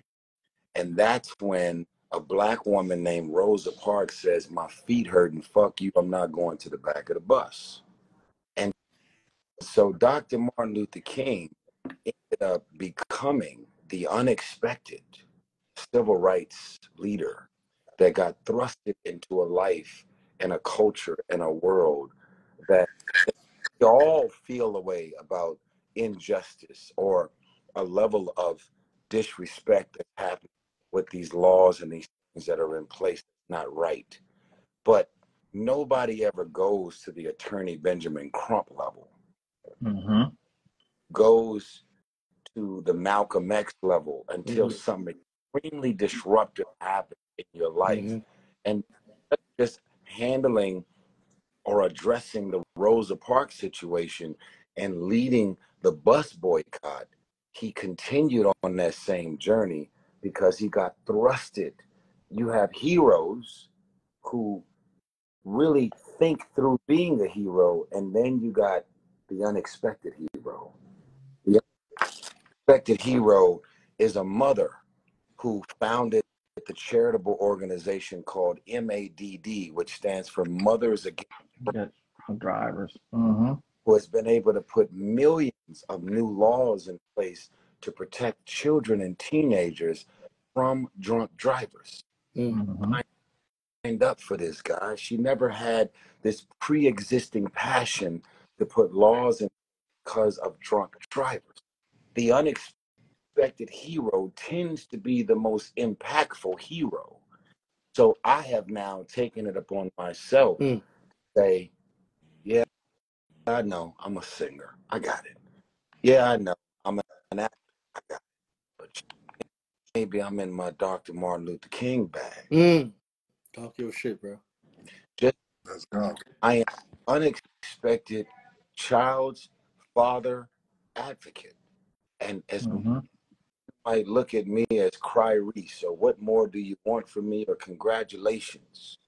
As much as you may look at me as a man that appears to be irresponsible and don't want to take care of my children, I'm everything but. But if a woman up one day and says, fuck you, I don't want to be here no more, does not have a legal right to try and take my life with me. She has decided she wants to be in my life. Because what I'm now paying for is you to be laid up with another nigga in the house. Funding that fucking lifestyle. I'm funding something else that ain't got nothing to do with me. You moved yourself from the situation. You were not forced to be here, and you were not forced to leave. You left from the choice that you made. And so now you're leaving, and so now you're leaving. Thank you. You have this arrogance about you that says, I am entitled to the life that I chose to not live anymore. I don't want to be with you. I don't want to live here. I don't want to drive this. I don't want to live in this. I don't want to be a part of anything that has to do with this life. But I'm going to hire an attorney to represent me for free. And we're going to rub our hands banking on this pot of gold. And I'm going to arrogantly go above and beyond and take your life with me, even though I, as a grown-ass woman, decided I don't want to be a part of this life anymore. And now that we have a child together, I'm going to pimp and milk the system. Wow. The pre-existing menu that says you were born with a penis, you're born a man, And everything that happens from the moment you set into that courtroom, aka stage play, there's already a predetermined menu that says you this, and these are all of the reasons that we're going to justify why it all happens. So now keep in mind, now I want to say this all again. Some of you guys don't know what happened, what's been going on. You're thinking you're a deadbeat, you're irresponsible, you're this, you're that. I want to make sure I say this. The life that my kids live, you'll probably never live or ever experience in your life. I'll say it again. The life and the lifestyle, the things and the access, the things that my kids get to see, live, and experience and have while daddy is still here. You will likely never be able to have kids that will be able to make reference to these specific things. These are things that both of their mothers never came into this marriage or relationship possessing. These are my things. These are 10,000 flights into this lifestyle. I've worked my ass off every single day to make sure that my kids never have to be fucked up and struggle the way I am. So therefore, rather my kids is with their mother, living with their mother, or they are physically with me. Rather I got 50-50 custody or full custody. The things that my children see, live, and experience every single day is on the grounds of how hard daddy worked his ass for them to live. I have never been irresponsible. I am not irresponsible. Proudest father I have ever met. Let's go, bro. At the end of the day, the arrogance of someone making you feel like you are entitled to sustain a particular life or lifestyle that you have decided on your own that you don't want to live anymore. Wow. So with that said, I want to make sure that y'all understand the grounds of who I am and what I bring to the table as a father, as a man first. My kids are set now, and my kids will also be set after I take my last breath. That's called generational wealth, which I have set them up for, that their mothers don't have access to either. Let's go. Let's go. Not about to fuck over me in real life, in my afterlife. So the paperwork says it doesn't mean that they're not going to try and not go the bag while I'm here and while I'm gone. God forbid that's anytime soon. But that I'm pointing this out, if you're fragile and insecure, you're going to feel a way about the things that I am sharing. I am speaking factual facts to say my kids will always be good. Arguing with me back and forth, continuing to accuse me of shit that I didn't say and I didn't do. Knowing that the victimization game of a woman in a family law court system, things will always work in their favor. Absolutely. You have scheduled. You have scheduled tears. You have practiced your monologue. You have came to court wearing a particular outfit. I've been to court so many times where I would be in a courtroom and I'm looking at my, like, ain't no fucking way you'd ever wear this outfit and have your hair like that. It's all by design. It's a production. I mean, production. Motherfucker with not even your eyelashes on. Natural. I mean, I ain't never seen your baby hairs laid. So you coming up in here, and in order to play on people's emotions in this on this movie set, the damsel in distress, listen, you can't look homeless while trying. You can't come up in here looking rich while trying to convince people that you're homeless. Correct. You can't come up in here looking like you got it. You're up in here to convey to the world that you don't have it. That's why he. So I want to make sure that y'all understand that the other aspect of manipulation and gaslighting is to play this evil, dark game that will have people presenting their case and projecting off onto the spirit of doubt. Manipulators and narcissists and gaslighters, they know how to use their words, and they know how to convince you of something that's so convincing, and you're sitting there and you're now thinking like, damn, if I didn't know the truth, I would actually believe the lie. I would believe you're right. That's the system. And that's how it's always worked. Now, when you're a celebrity and an entertainer and a public figure, you can find yourself, not me, you can find yourself going, I need to just give them whatever they're asking for, because I'm about 5 headlines away from people not wanting to hire me anymore. And most people do. It's called extortion. So that's blackmail, defamation, and Facts. These are legal. And then where are the actual hear me out.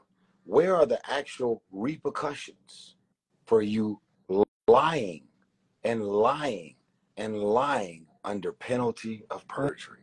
It has to be enforced. If it's not enforced, you have to enforce that. Because if we leave it to the system to expose the system will never expose itself. I agree. So until we decide to be a Morpheus or a Neo and take that red pill and get out the matrix, we won't see the system for what it really is. There's a lot of Mr. Smith that's going around, putting a facade, putting on this grand show, and people damsel in distress. And they play those characters so good because they are coached by the Mr. Smith of the system that teaches them what words to use. Earlier, I spoke on double language, saying one thing when you mean another. There are certain ways for you to use your voice. And when you use your voice in certain tones, it invokes emotion inside of people, energy in motion. And once you learn, lawyers are extremely good at this. Attorneys, they are masters of words. When they use and phrase words a certain way, the whole universe was brought together with words. As a man thinketh in his heart, so is he. The words we use become flesh. Words take root where they are planted. So if they're using specific words, specific gestures, I'm going to turn like this in the court because I don't want to look at him. That body language. What do you say when you're not saying anything, in addition to what you are saying and how people perceive it, the type of tone that you're using? So you come to the world through an ultrasound. When you first come to the world, it's an ultrasound. Right? You're just fine till you get defined on the birth certificate. So I know you gotta go, bro, but I want to say this publicly.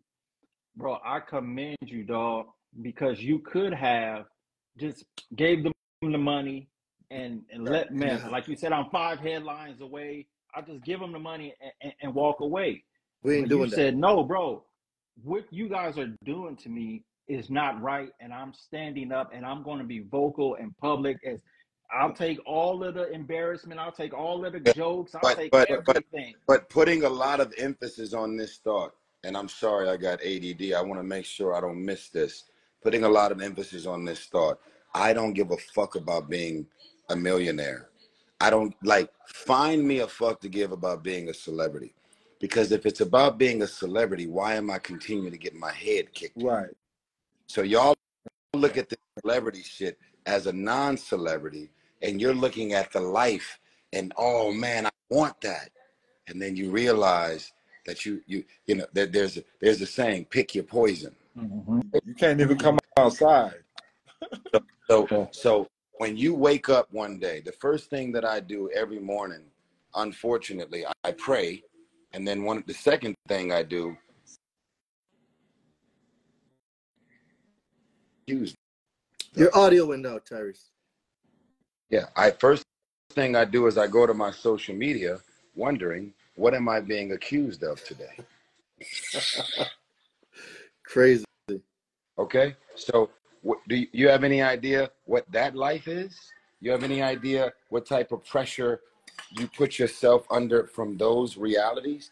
Because some of y'all, not you guys on this call, but some of you guys listening have been suicidal and wanting to lose your mind, and you got 5 people in your neighborhood who know your business, and you lost your fucking mind.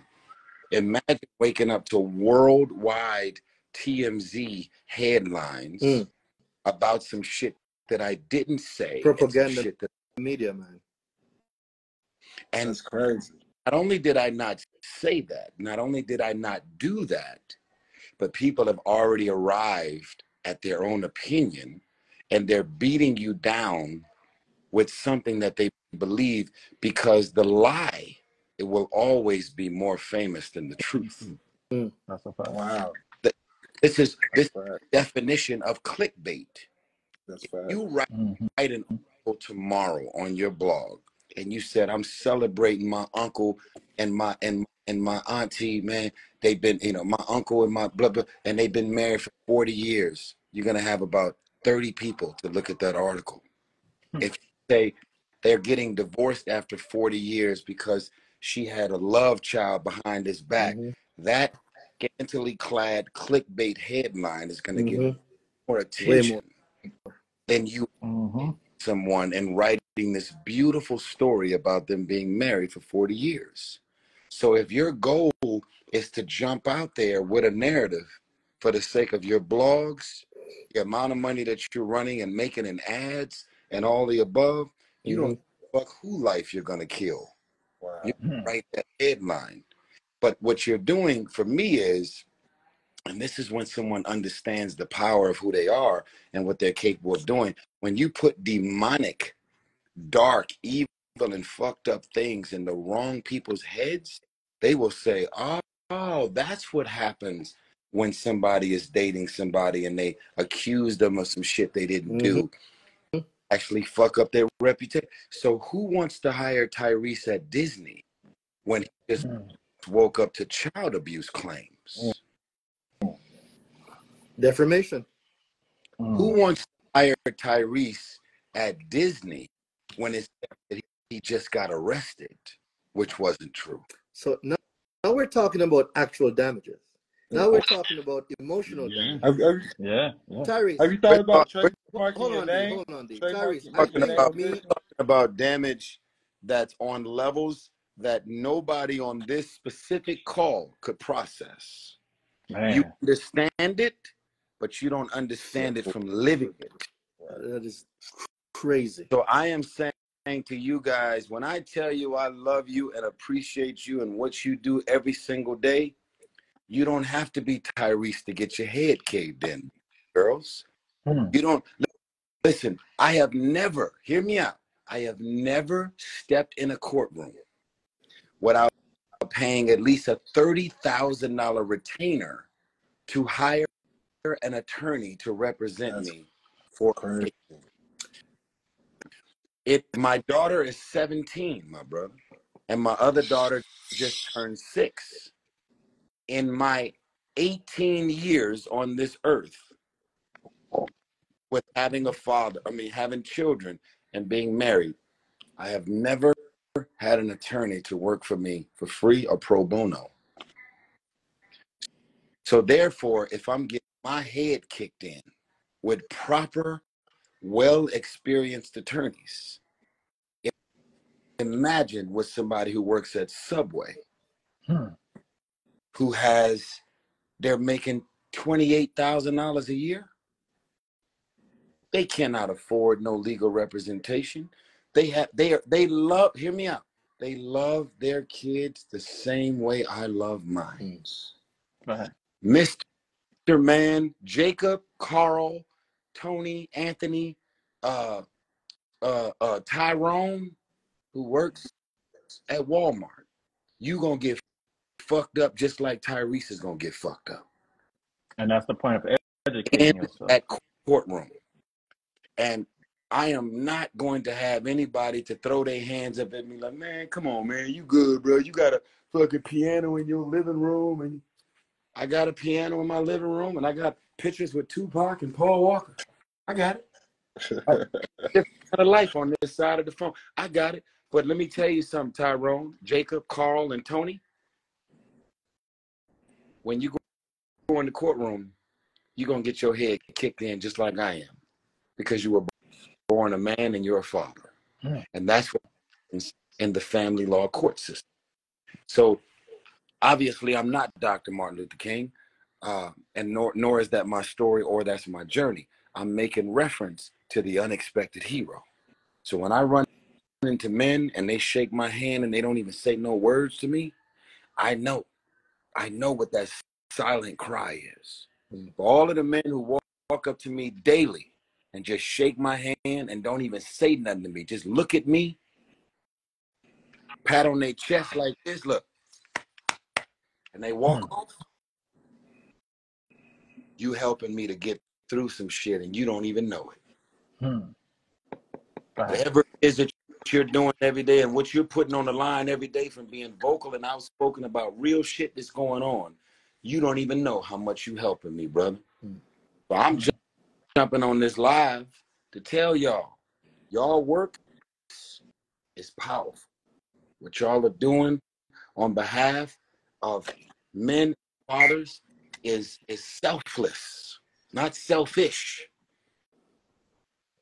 And I want y'all to stay encouraged by that. And it doesn't matter who I am, what type of circles I move in, what's in my bank account, what I drive, compared to anybody on this call. We're all men and we're all fathers. And when you cry, I cry over the same shit. You're going to be crying in your apartment. I'm going to be crying in what I'm living in. But the tears are connected to the trauma and the things that we're experiencing every single day when we step into that courtroom. So I'm going to ask y'all again, what are we doing? So, and I was going to bring it back to that. So now we need to connect with the right people in Congress to start creating a bill, to creating a plan, to creating a bill to identify what are the policies within the 4D and Title 4A systems that need to be changed that unlawfully infringe on our rights to due process. If you're in Congress and you're on this call, contact us. We need you. That's where we start at. That's where we start at, sitting down to going over what's actually unlawful, because something can be legal and unlawful at the same time. What is unlawful? And we start to create a bill to move forward for reform. I would just like to add, I educate people on learning how to operate in the private, such as the Amish. They'll never be on child support. Amish people will never be on child support because they move a certain way. They move in a certain private capacity. You got the private sector, you got the public sector. I teach about the private sector and learning how to trademark your name, making your name a business, and putting it part of a family trust. For sure. Now, that's the best. I think outside of social media, which one of you guys are lawyers? Anybody on here a lawyer? We are also. I do have a law degree. I have a doctorate in law as well. But you're not officially a lawyer. No, right? I don't partake in the bar association. No. Okay, got you. Yeah, so that's what makes this even more important and even more impactful, which is why I appreciate y'all works. How many people are on this live now? I don't know why, but now it's still fluctuating between the 583 to 700. Like it goes up, it goes down. I see 659. Because mine has been stuck on 240 for a whole hour. No. There's at least 3,000 people that pass through. Yeah. Wow. And how do I post this entire live up on my IG story? I'm gonna download it. So I'm gonna hit you up. So I'm gonna download the live. I'm gonna put it on a Google Drive so we don't lose the quality. No doubt. Yeah. So I'll post it as well. Yeah. I know Chingy too, by the way. Chingy's my guy. I'll get it. I'll get it to you, bro. Yeah. Whoever started this will probably be the only person that can end the live and then that's put it up I'll be able to download it. I'll download it anywhere. Live and you put it up on your actual IG timeline, I'm going to put the entire live up on my IG. Okay, so I'm going to invite you as a collab, and I'm going to tag every one of you here. It should bring it on your pages too, but I'm also going to download it. So, Tyrese, if you can, I'm going to hit you up in the DM. But the collaboration will also allow for me to put the whole thing up as well. Correct, correct. But I'll make sure that you can get the thing itself. So I'm going to hit you up in the DMs, and I'll just get your email, and I can email the... But, you know, but these lives have a time limit on them, though, right? Doesn't it just hang up on you? No. I've been in compliance. It depends on what jail you're in. So Instagram puts you in categories. I've been compliant with Instagram for a while. So my lives used to stop at an hour. Now we can go for 2-3 hours. That makes sense. So I've been very compliant with Instagram, and I send them a few cease and desist. Me neither. I'm on my other Instagram. Right? I'm on the extra Instagram. Like an hour, and then it gives me a countdown. I'm like, right. No, we're still good. We're still good. Appreciate you sharing your story, Tyrese. And to you other brothers, man, I thank you for putting in the study and the work and just showing the way for people that look just like you. Because, when it comes to our melanated royalty, they stand down to these people in uniforms. And we're the ones that put them in power. So I just need everybody to understand that demographics is the graph of demons. It's real black magic out here, what they're doing. So I just need everybody to understand this. And what I want to say lastly, too, is every person on here, we're not challenging a parent's responsibility to take care of their children. We're challenging the family law system to ensure that it's following its own procedures and that we have due process when entering into these unlawful venues. And in closing myself, I want us to get together, not on social media, but we can make real change. I've spent thousands of hours learning this stuff. Lionel has done the same. Don has done the same. And we're in a system now where Hosea 4:6 is true. My people are destroyed because of a lack of knowledge. And when my people get knowledge, they reject knowledge. So if that is true, the opposite of that must be true. If my people are educated, they cannot be destroyed. Education will be the key that sets us free. A person that does not know his rights have no rights, because then you are left to the mercy of the system. When you speak the system's language. That's what we're after. I've always said this, guys. Don't give it to me. I want things to be done according to the law.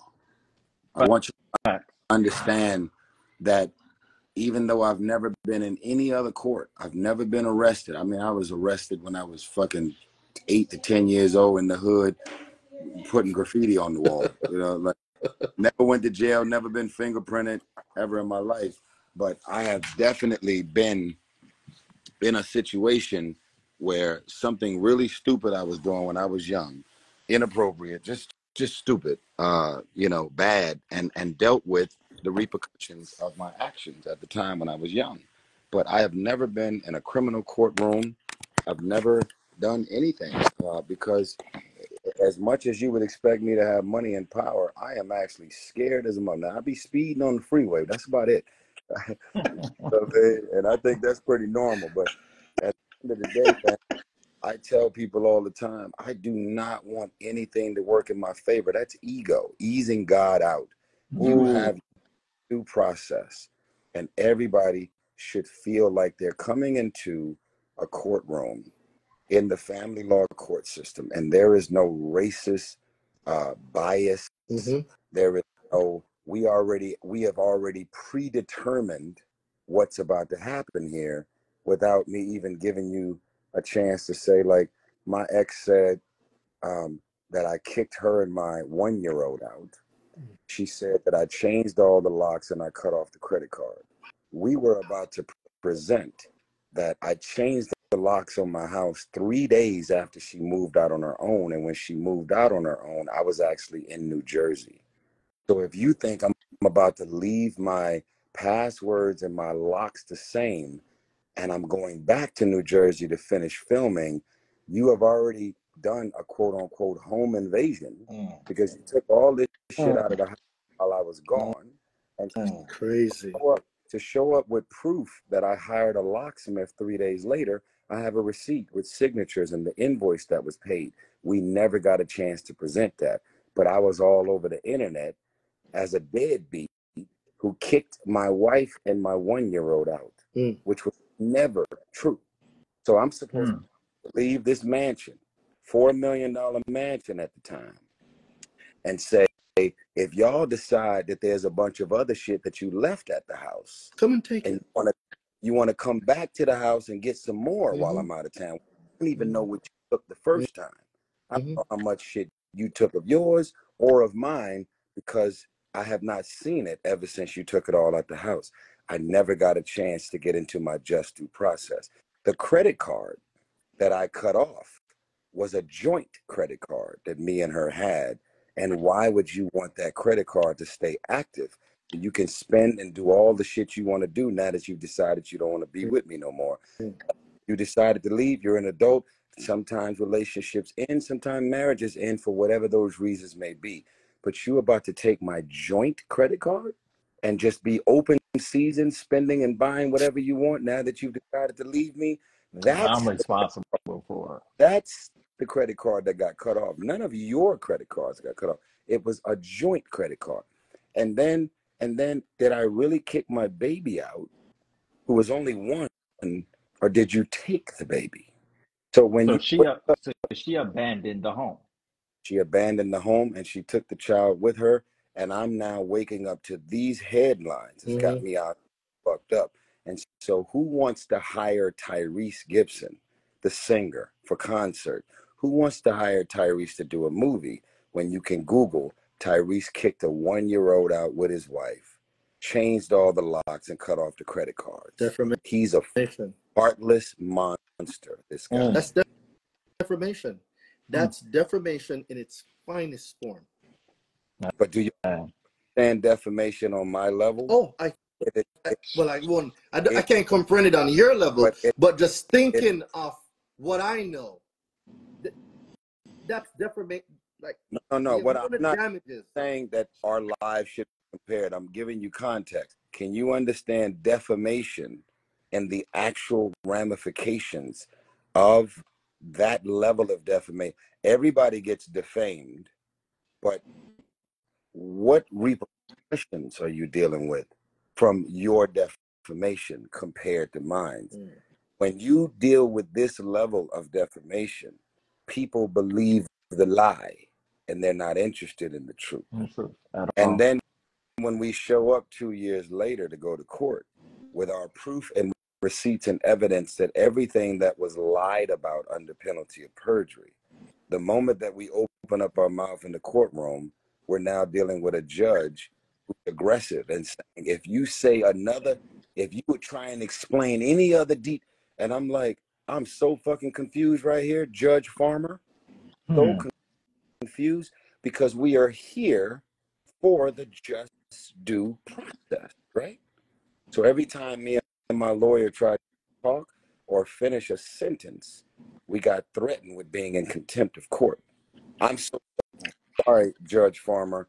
My answers are not going to just be a yes or a no. It's going to be with an explanation, because we are here, and everything about the just due process comes with proof, paperwork, and receipts to prove that I did not do what I was accused of doing.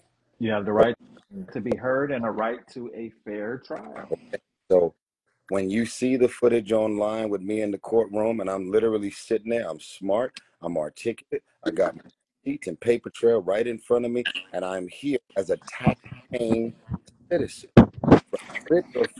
Fuck all that. I'm a father here that was lied on, and I'm here to present the truth so I don't go to jail. And every time we try and talk and present, we were robbed of our just due process, me and the Black woman attorney. So I just want y'all to know, cry me a river, right? You're rich, shut the fuck up, just deal with it, bro. Listen, if I had what you had, I wouldn't even be on live complaining right now. No. I am a father. I am a man. I just so happen to be I am, but I am a father. That's what makes us, that's what levels the playing. I am a father, did exactly what you did as a father, co-create your child. I'm not supposed to get raped because I had sex with a woman that made a baby. Facts. Man. And child support is a lawsuit. So just because you go through a divorce, that doesn't mean that you actually get sued because you're going through a divorce.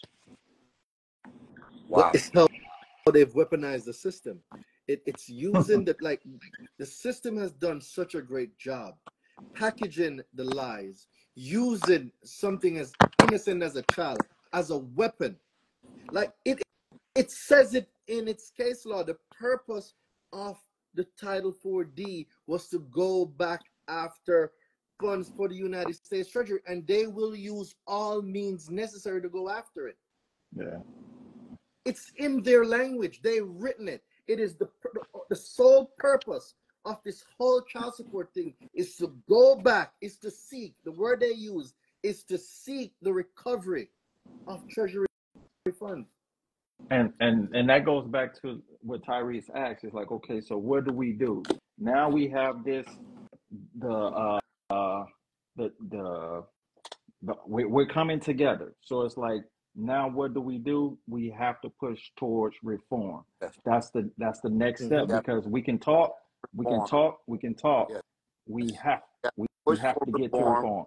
push to shed light on the existing laws and how laws are being violated. And what? Every Dr. Martin Luther King needs an ambassador. Andrew Young needs a this is like the Brady Bunch right here, right? What is the oh man, I can't think of Ambassador Andrew Young. You had John Lewis, okay, and then you also had what's the dark skinned brother that was with Dr. Martin Luther King every day? What is his name? Oh man, I can't think of his name. I can't think of Jesse Jackson. No, not Jesse Jackson. The Ralph Abernathy. Okay. Ralph Abernathy. These are all unexpected heroes. Unexpected heroes got thrusted under Dr. King's leadership.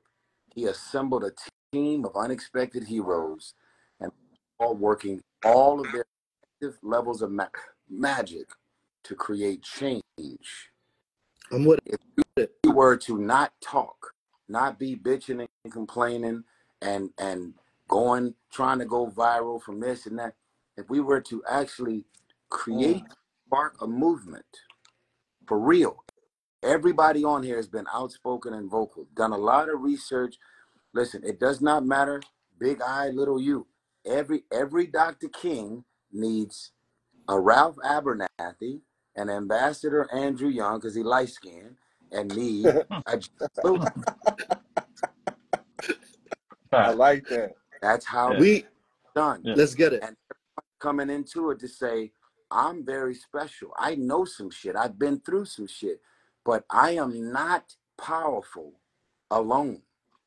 The reason that this can happen is because we have made the decision as of tonight to not move as a fragmented sport, but collectively, all of us show up and do something specific and very impactful to change this multi-billion-dollar game.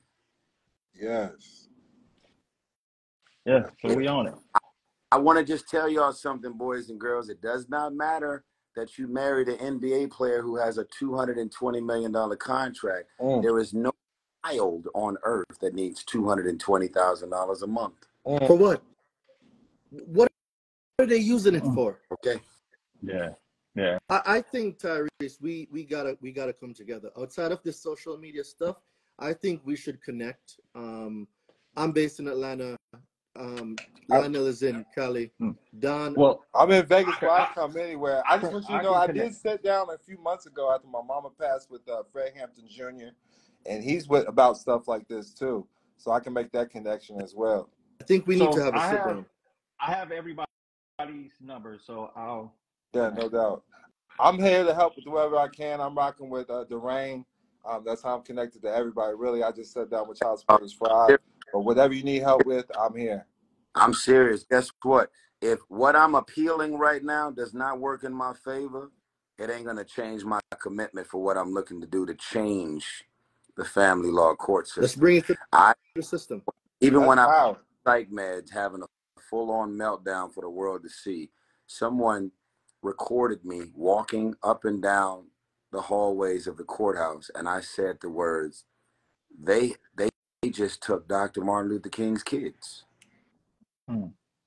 They have done this to the wrong one.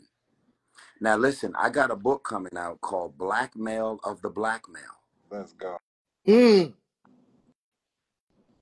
I don't think somebody got it. No, that's hard. Somebody got it. That's hard. Let's rewind. I don't think somebody got it, Tyrese. Say it again. Coming out, brother? All right. My third book that is about to be released independently, and I'm gonna tell you why I'm doing it independent. I've tried to get 4 different book companies to do what they usually do. This is book number 3 for me. How to Get Out of Your Own Way, Manology, that I wrote with Rev Run, and my third book is called Blackmail of the Blackmail, and 4 different publishers have already turned me down. Welcome. We don't need them. Do it yourself.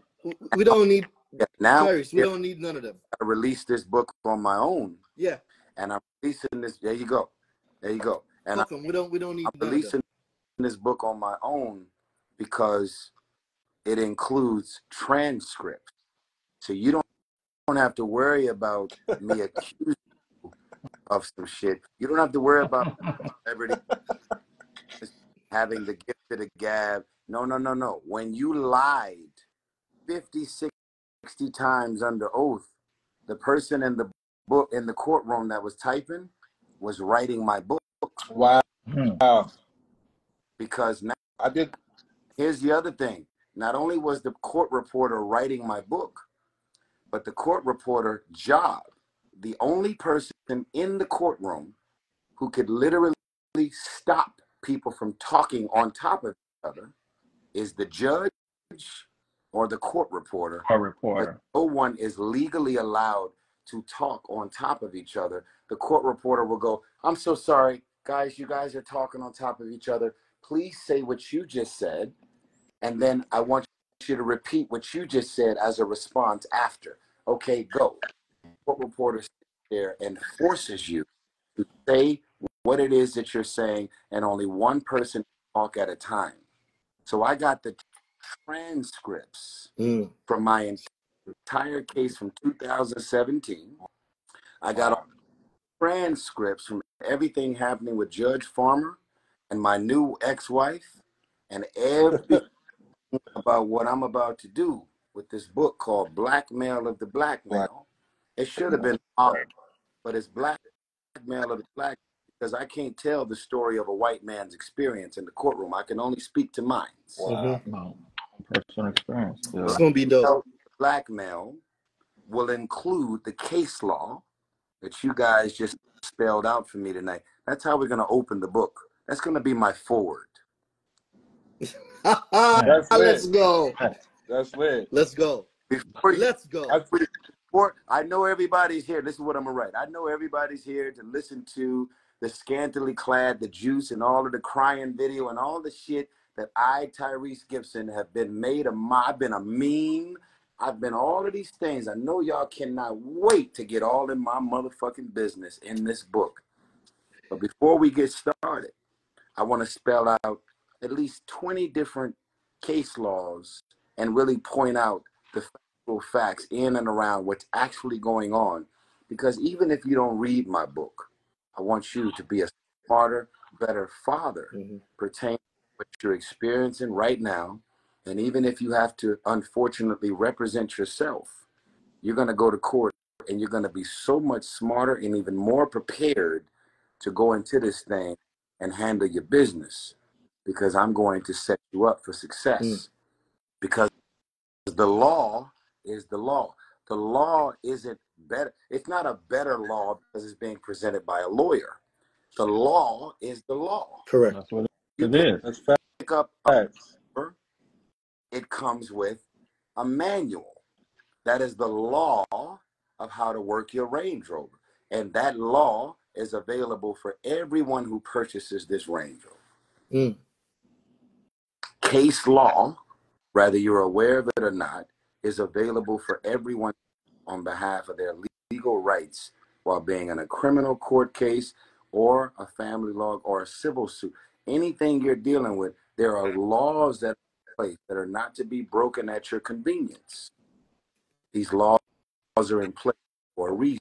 So please, I'm not going to interrupt you again, my brother. I know you down here with the hat on. Go ahead and say, I keep, when you speak, man, I get motivated to speak. So I just wanted to get that out. I'm listening to what you're about to say. Man, it's all love. I mean, you got the floor. So look, there's exactly what you just said. That's the whole purpose of it, is just to educate our people. It's similar with my book. The definitions is chapter 1. No matter if you get to the end part, these are the definitions and these are the case laws that you need to know moving forward. So I love what you're doing, bro. Like I said, I know you got to go. Your phone about to die. I appreciate you for jumping on this live. I'm going to connect everyone here. I'm charging now. I'm charging now. Keep going. Oh, okay. Okay. Oh, he's okay. I'm charging too. So look, and for everyone that's going through this process, yes, if you unfortunately have to represent yourself, just understanding that when you're going through this process, there's something called general appearance and special appearance. If you walk into one of their hearings and you walk in this process without saying you're making a special appearance, that means you're making a general appearance, and you're recognizing the court's authority and you're waiving your rights to jurisdiction and you're giving them authority over you. So you have to educate yourself to go inside of these venues to be able to be afforded due process, because they're not just going to give it to you because they are incentivized. And I'm going to say it one last time.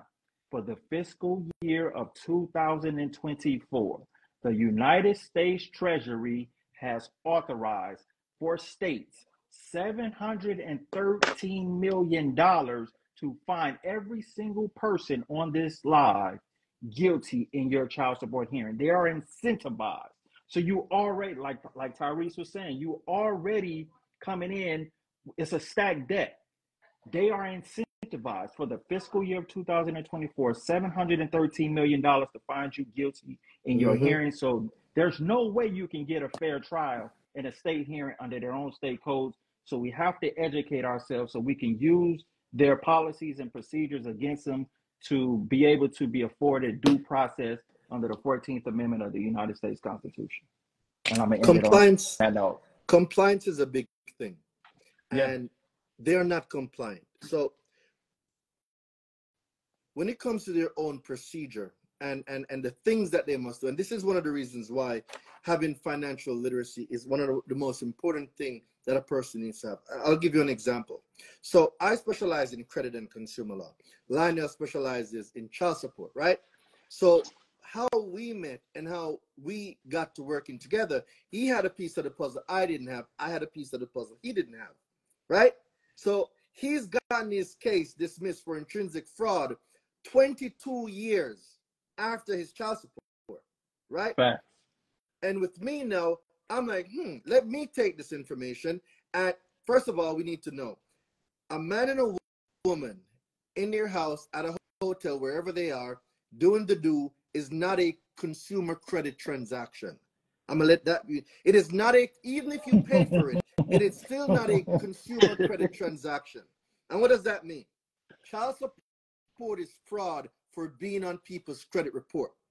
It's not supposed to be on your credit report. There's a case law of Kevin D. Miller versus TransUnion. Child support is not supposed to be on your credit. TransUnion actually issued a letter stating that if you report to this agency, child support, liens, judgment, taxes, tickets, tow truck, anything that did not come from a consumer credit transaction where a line of credit was extended is not supposed to be on your credit. This is law. And we're not just talking stuff. This is stuff that we can prove. And on this live right now, I am positive there's what, like 400 to 500 people now. It's fluctuating. At least 300 of the men on here that if they have child support, I know for a fact child support is on their credit. Another fraud of the system. And if we don't recognize that these frauds are happening, we will always be at the mercy of the system, because the things that you don't know, the people that do know the things you don't know will always use the things you don't know against you. It is a fact. Well, let me give you this to echo that. I've always said, on the grounds of a relationship. Hello. Yeah. Good to see you. On the grounds of, that's my baby right there. 17. Let's go. He's good, everyone. Okay. All right. It's, what's crazy, sidebar. One of the things that people used to always say is, man, who do you think you are? You act like you were born with a golden spoon in your mouth. We only have gold spoons in our house. They're not real gold, but they are gold. Money doesn't grow on trees. We got a money tree over there. So, yeah, you're going to say these things. These are all perceptions, but my daughters will be able to say, actually, I was born with a golden spoon. I've been eating on gold spoons my whole life. Because rich, it just means that daddy went on Amazon and was able to order some gold spoons. That's all. You say you can go on Amazon and order it yourself as well. You can order it, my friend. So with that being said, I want to say to you, I've always said this. Let's just go back to the basics of relationships. When it comes to gaslighters, narcissists, evil, vile, and disrespectful people who pray and pray, right? So they pray that they can go and land a millionaire and get in a relationship with a high net worth individual, and then realize they prayed to get in a relationship with you. Now they're in a relationship, and now you realize you're being preyed upon. You realize they're going to fake a whole marriage and have a whole child and do the full duration of a child, knowing that if you go to court, that they're banking on who you are, what your net worth is, because they know 18 years of a payment, because the system is broken and it's fucked up, and they're going to financially benefit from alimony, child support, you name it. It is a dirty, dirty game. Never have to work again. Multi-billion-dollar game. Listen, I give one of my kids $11,000 a month right now. My 17. I've been doing it for 8 years. I've never missed one payment in 8 years at $11,000 a month. Okay, $11,000. Even when my money was down to $5,000, no one knew. I was still giving $11,000 a month. And when I go and do a movie, my money goes way up. And then if I don't book another movie for a year, 2 years, my money goes all the way down. But they say you have the potential to make this amount, so we're going to keep it up. If you had a job, listen, for all of the fathers that have been to jail, in jail, had your passport, your ID taken, have this on your credit, the liens and all this shit that they're speaking to, I want y'all to understand that we are one and the same, because I've never had my passport and all this shit confiscated, but I'm going to tell y'all something. This is a dirty, dirty game. How am I supposed to get to work if I can't drive? Come on.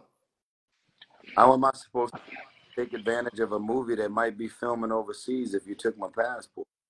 See, that's why I believe in multiple passports. It's a dirty, dirty game. And it is all playing out for the world to see. And I'm telling y'all, if I go do a Fast and the Furious movie, my money goes way up. And after Fast and the Furious, I got money trickling in, bits and pieces of opportunities and money that's coming in.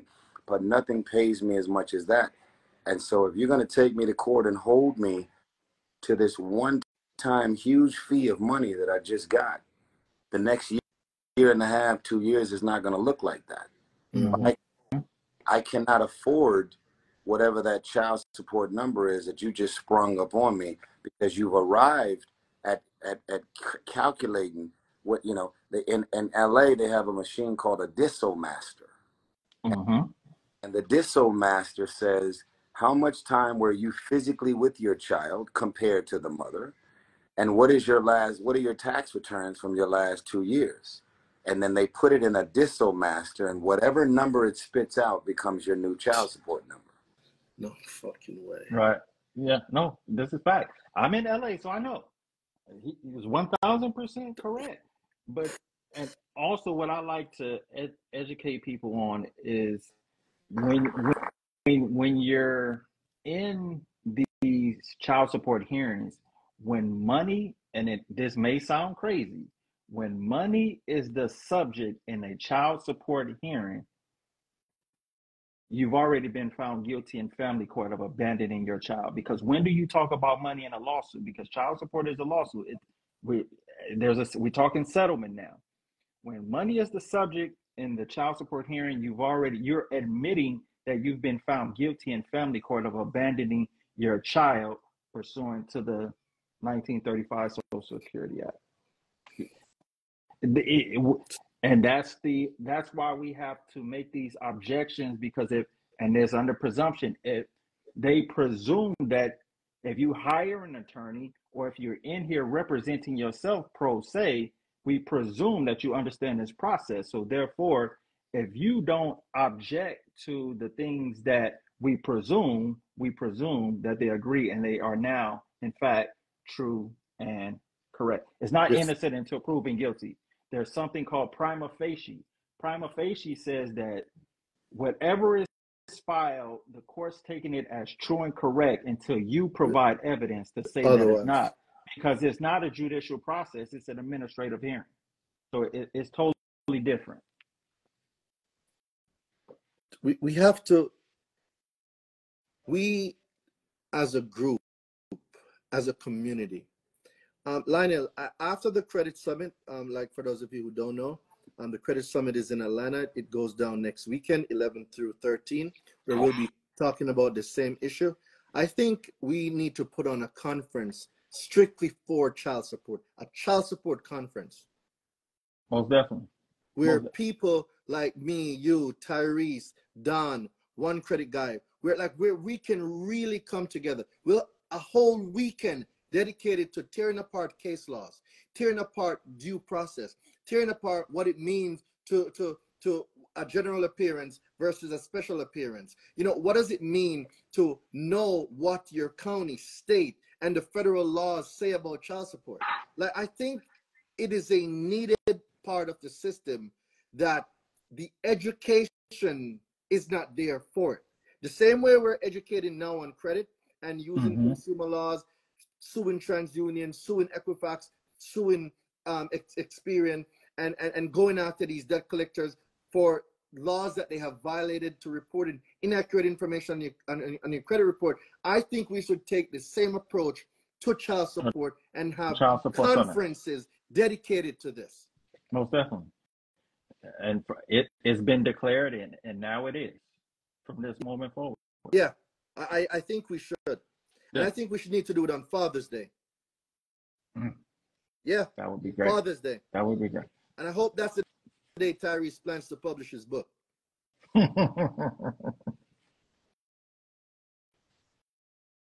Right. Yeah. I haven't thought about when I was going to release it, but I like it. He said, I like it. It's all marketing. Father's Day will never matter as much as Mother's Day. That's why we gotta see. We can't let people tell us when our important. It's up to us to grasp that shit. Yeah, and we're gonna put on a mega conference. Over here is Father's Year. It ain't Father's Day. We do it real every day. Now, guess what? Absolutely. Guess what? If you stay at home, you'll lose your home. Somebody has to go out here and hunt, do transactions, fly, travel. You're not going to always be available for every pickup and drop off. But I've always told my daughters, both of them, because your mother is more available than me, that does not make her a better parent than I am. All right. So right there, and normally I don't like to interrupt people. We have roles, and this is what people are overlooking. And this gets me, so if my Jamaican accent comes on now, this is when I'm getting real passionate. My Jamaican accent just pops out. Everybody got fucking roles. We all got roles. The mom's duty is to take care of the child, the household. My job is to go out and provide and protect. That means I may be gone for a few days, I may be gone for a month, but I am out securing our future. So fucking forgive me if I'm not there every goddamn day looking at little Billy and looking at you, and then, oh honey, I need to do this. Little Billy needs to go to daycare. I don't have the money, baby, because I'm home with you every day. Who's going to go out for the kill? I just need to know, bro, while you talking, can I put some horns in the... Like, who goes out? Like, when did history change? When did history change? What king sits in his castle? Kings go out to conquer. They go out to conquer. They get new land. They expand their territory. Males go to hunt. We go to hunt. We bring the spoils back home. When am I supposed to, oh, Dominic, I've been missing you all day. I'm just going to sit with you all day. No, I'm thinking about the next idea, because I need to make sure you're good, your children is good when you have them, your children's children, because the Bible says a good man leaves an inheritance not to himself, but to his children. How am I supposed to build generational wealth being at home every day looking at you? How? Now, listen, I do a lot of things, but I don't breastfeed.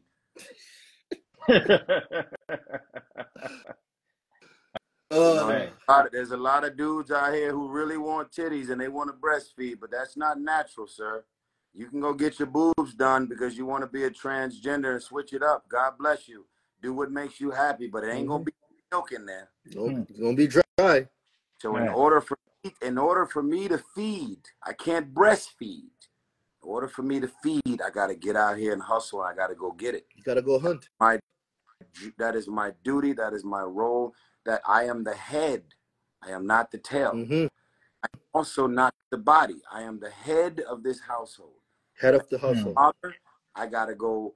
I gotta land 2 hours later. I'm on the concert. I got a bunch of interviews, press, and media to do. I have to try and figure out a way to maintain the life and the lifestyle that we live, and that is something that should be accounted for. I also want to bring a level of fairness, because everything, for anybody that's triggered by this conversation, I got it. You're gonna be like, well, fuck you. Fuck them. Let them be triggered. No. I'm just speaking in general. But I want to say, listen, in the city of Atlanta, where I proudly live now, okay, in the city of Atlanta, right on the block. Yeah. Been in Atlanta for 8 years, my brother. I just moved here 2 years. Yeah. So we gotta link up, Tyrese. We gotta link up. So what I'm saying is, in the city of Atlanta, there are actually more high net worth women, entrepreneurs and business women. Like the woman who started Slutty Vegan. She's opening like 15 stores now. Pinky. Very powerful woman. The woman who founded Spanx is multi-billionaire. Okay. What we're speaking to is, when you open up a hair salon and a franchise, hair, nails, cosmetics, any type of real estate, you're opening up a medical or a law practice. You're a woman who woke up every single day and you put it all on the line on behalf of your father. On behalf of your family. And you are the high net worth individual of the two. Compared to your man, you make the most money. You are the breadwinner. What we are about to put in place, you're going to benefit from too. Of course. Now, we all seen the documentary called The Red Pill, correct? Have you ever seen The Red Pill, my brother? No, but I'm looking this motherfucker up right now. The Red Pill is going to change your life. You should watch that tonight before you go to sleep. So. Bro, we just met and you know me too well. I am. I'm looking at motherfucker up right now. Yeah, now here's the thing. This is what's powerful and interesting about the Red Pill. The Red Pill documentary, available on Amazon, on all streaming platforms. You can watch it tonight. The Red Pill was a documentary done by a feminist, a woman who sees everything through the lens of being a woman, a feminist who decided to do a documentary to try and uncover all of these men's groups, these fathers advocates, these this and these that. And a woman who is a feminist was able to turn a leaf, and she said, holy shit, I came into this documentary to expose men, fathers, all of this, you know, men make all the money on the jobs and all of these things, which is true in most cases. But she ended up turning a leaf, and something about this feminist happened to be tied into her being an empath. And she's saying, now that I'm here to expose men and all of these groups and all of this movement and all of this shit, she ended up doing a documentary where everything about what she did in the Red Pill shows that everything about her understanding of what men deal with and all that we're up against and how disposable we are. She shed light on it all, and it changed my life. If there was a such thing as Black Male of the Black Male as a documentary, I want this woman to do it. That powerful. It's that powerful. It's that well done. It's listen, when you watch it, whether you're male or female, it's going to piss you the fuck off. It like that documentary pissed me off, bro.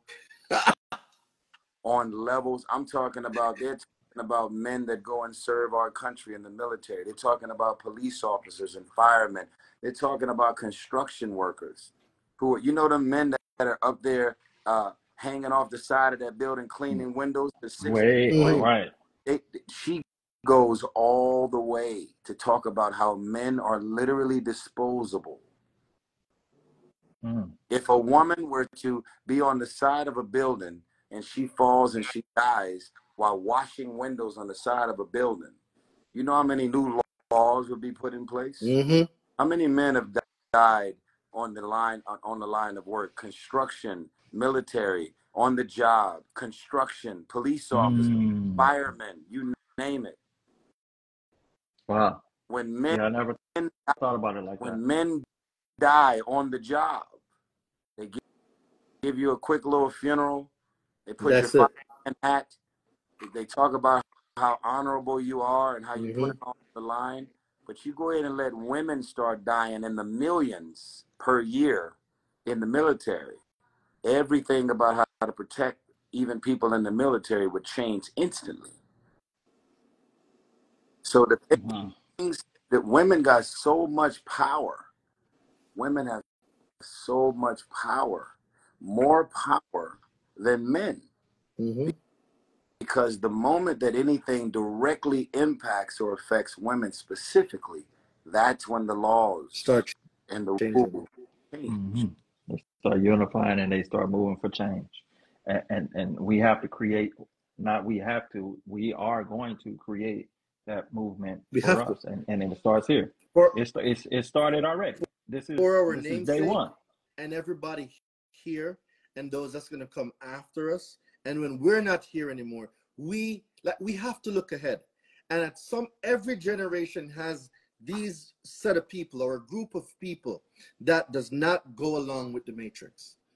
The way of the matrix is not conducive. And a lot of people are willing to bow down to the system and accept things for what they are. But at times, there are exceptional individuals. It's not a lot of them, but there are exceptional individuals that emerge from different races, background, creed, and they all share a common goal and a common mission. The system is not correct. The system needs to be changed. And I think this is that point where we are now, where we see how the lack of education and how some parts of the Bible is coming to pass. A lack of education is destroying our society. And because most of our men are not in tune, they are being taken advantage of by a system that knows that the key players in the game are the men. We remove the men from the household, we can control the household. Because if we remove the men, we can program the kids through the tell lie vision, telling lies and somebody else's vision, right? We can program the kids to grow up exactly how we want them. Go to school, get a job, stand in line. Have live vision, nigga. Hold on, son. Hold on. I'm not gonna let that go. I'm gonna keep. Hey, I got my horn over here. Don't make me go on YouTube. Go ahead. Got the horns out.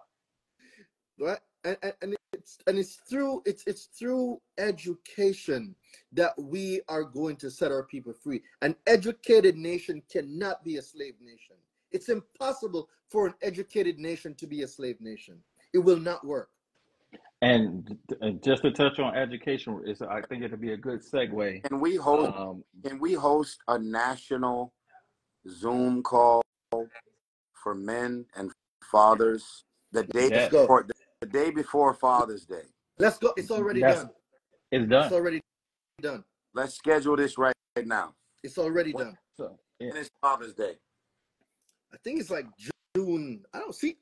We don't even fucking know because just kick us to the curb. Everybody knows Mother's Day. We don't know what Father's Day is, what day it is, because we do this father thing every day. Every day.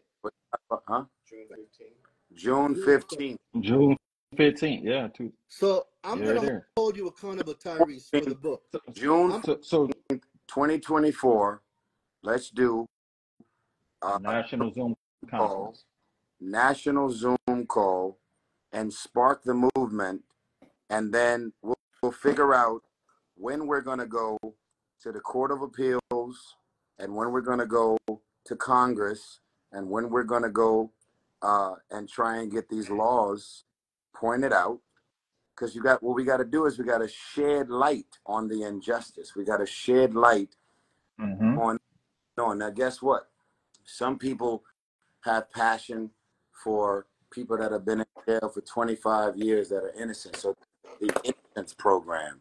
And then there's all kind of women's group that are going to Congress constantly. I remember the last time I went to Congress, it was on behalf of people who have been fucked over in the music publishing world or in radio, who have their songs being played day and night, whether you're retired, whether you're an old school singer, rapper, entertainer, or even a jazz musician. They have this thing that they've been going to Congress. It's called Grammys on the Board, or Grammys in Congress. And they have been doing this for years. There's money that's been raised to be able to fly people out. And they go from one room to the next, talking to all these men in Congress, passionately trying to get reform in place. Men and women that are in music can stop getting fucked over with their publishing, their production, their music. Doesn't matter if you're Jamaican, hip hop, R&B, jazz, blues. If you wrote, even if you're not even alive anymore, they have been doing this for years.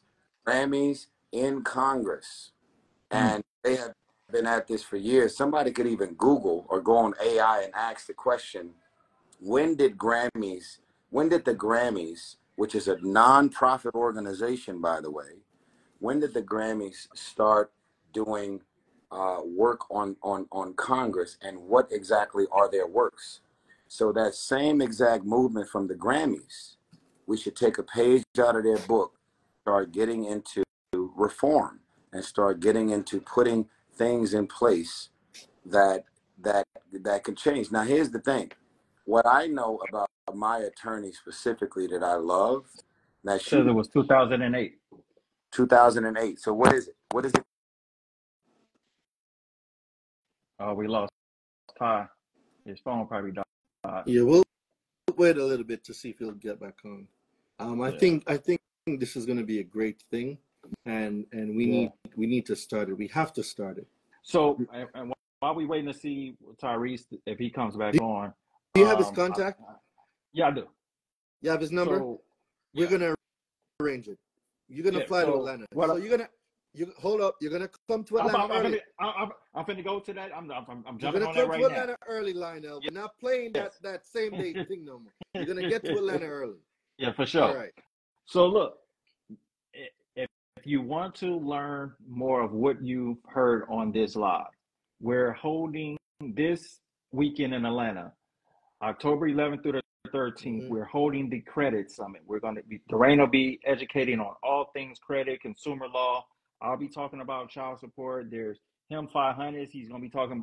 It's a whole, just if you want to participate, if you're going to be in the Atlanta area this weekend, comment the word summit in the chat. You'll get a link. And if you're not in Atlanta, you can comment the word virtual, right? Yes, virtual, correct. Word virtual, and a link will be sent to you so you can actually watch the credit summit live from wherever you are, whatever state you're in. And my name is Lionel TJ Tillman. We're going to close it out. We're going to try to wait for Tyrese to come back on. Yeah, we'll give him like maybe 5 minutes and see. I am the author of How I Stopped Child Support Legally. I represented myself in a 2-year hearing against child support and got my case dismissed for extrinsic fraud after 22 years. I do not advocate for any parent to not take care of their children. I advocate for both fit parents to have joint physical custody and that we're challenging the child support family law system to ensure that we receive our due process that's guaranteed and backed by the United States Constitution and the 14th Amendment, which guarantees no person shall be deprived of their life, liberty and freedom or property without due process of law. We have the right to be heard and a right to a fair trial. But it's almost impossible to get a fair trial in a state hearing under state codes where the states are incentivized to find you guilty in the first place. So you need to be at the Credit Summit this weekend, Atlanta, Georgia, 11th through the 13th. If you can't be there physically, comment the word virtual and you will be sent the virtual link. You will. So just I'll toss it over to Darain. So just like what TJ said, guys, it's going down in Atlanta. You guys, you can't afford to miss this. This is not one of those summits you want to miss. This is not one of those conferences you want to miss. We have to take a stand. And it's important that we take a stand. It's important that we become educated. We must become the educated consumer. My first book that I wrote, Do for Self, the Educated Consumer's Guide to Repairing Your Own Credit. There's a reason why you have to become an educated consumer. The educated consumer is a dangerous consumer. You will not be taken advantage of by no credit bureaus, no TransUnion, Equifax, Experian, no car dealership, no banks, no debt collector. It's your right to become educated. It is your right. And those of you who give up your rights, you have no rights. If you give your rights up, you have no rights. So at what point are you going to become the educated consumer that's going to take your life back in your own hands? At what point? At what point are you going to say, the time for me to act is now? The time for me to get up off my hands is now. The time for me to be educated is now. The time for me to make a change is now. At what point do we say enough is enough? I'm tired of living with bad credit. I remember when I had bad credit. The car dealership got me for a 2007 Nissan Altima with 75,000 miles, and I was paying $540 a month with an interest rate of 19.9% interest rate, which is criminal because at the time I didn't know that New York had a law called the usury law, and the maximum interest rate for the state of New York is 16%, and I was paying 19%, and I did that for 5 years, all because I did not know. There it is. Yeah, Ty, you got anything you want to close out with?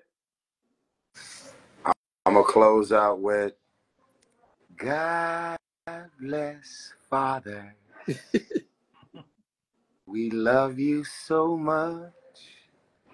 In this world, you matter. The reason that we have billions and billions and billions of people in this world is because at some point, mommy and daddy liked each other, love each other, turned into we're engaged, turned into marriage. There is no such thing as there being billions and billions of people if at some point two people didn't decide a decision and bring a child in the world. Yeah. The only thing we want to do is level the playing field just a little bit. And I love you. Oh. See, that's what I'm talking about. Love you. That's what I'm be safe. Talking about.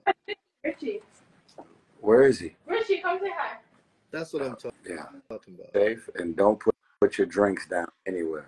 What's up, man? That's what I'm talking about. We have to be the voice. We got one of the biggest. To be our brother's keepers. Your pops, man. And one of the most important thing is if you think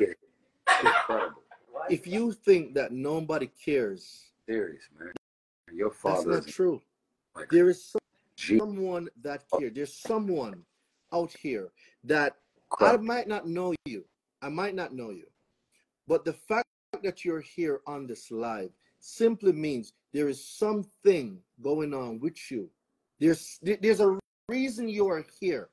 And whatever that reason is, you desire to become something more than you currently are. Because if all you can do is all you can do, and you think that you've done all that you have done, the reason why you're in the same place that you are right now is because you lack the information and the skills to get to the next level.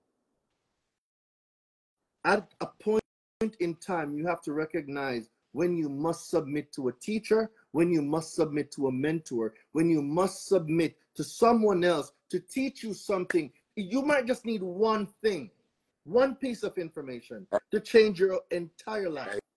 This is what I'm gonna say. This is what I'm gonna say to both of y'all. And if the brothers that was on here earlier, the fathers and the brothers that was on here earlier, this is what I'm gonna ask of y'all because I don't know y'all personally. Okay, please don't be another man out here sparking the movement and get caught up doing some illegal shit. Don't take advantage financially of anybody. To the people that end up in jail, getting caught for fraud, scams, doing all kind of fucked up shit, they get caught up is because they start using that gift of the gab and they start doing wrong.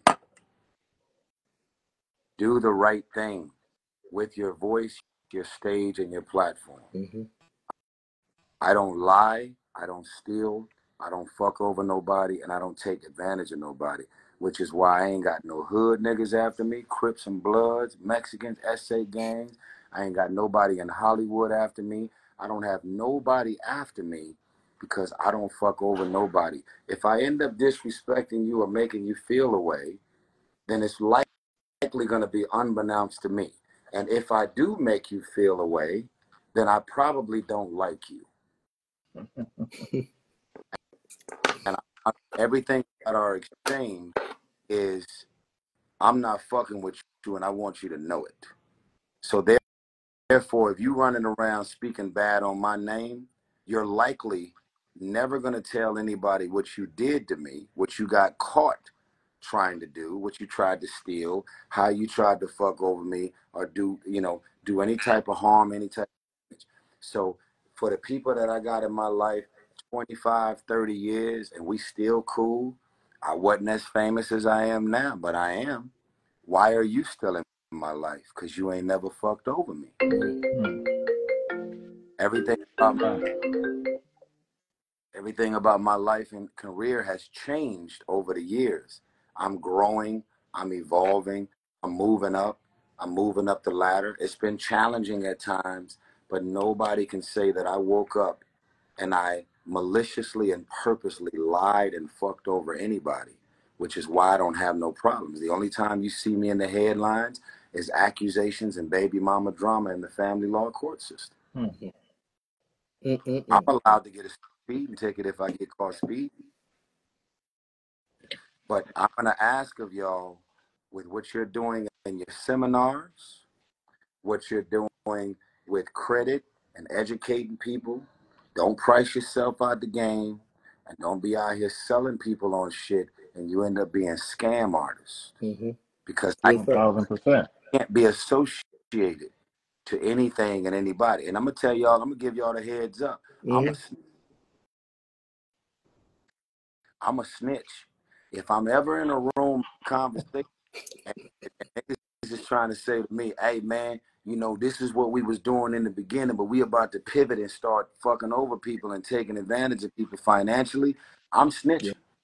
We don't do bad business. I don't want no parts of it. Nope. So if we plan to do something and we're gonna do something that's special and impactful, I don't want no parts and no fraud, no scams, and no bullshit.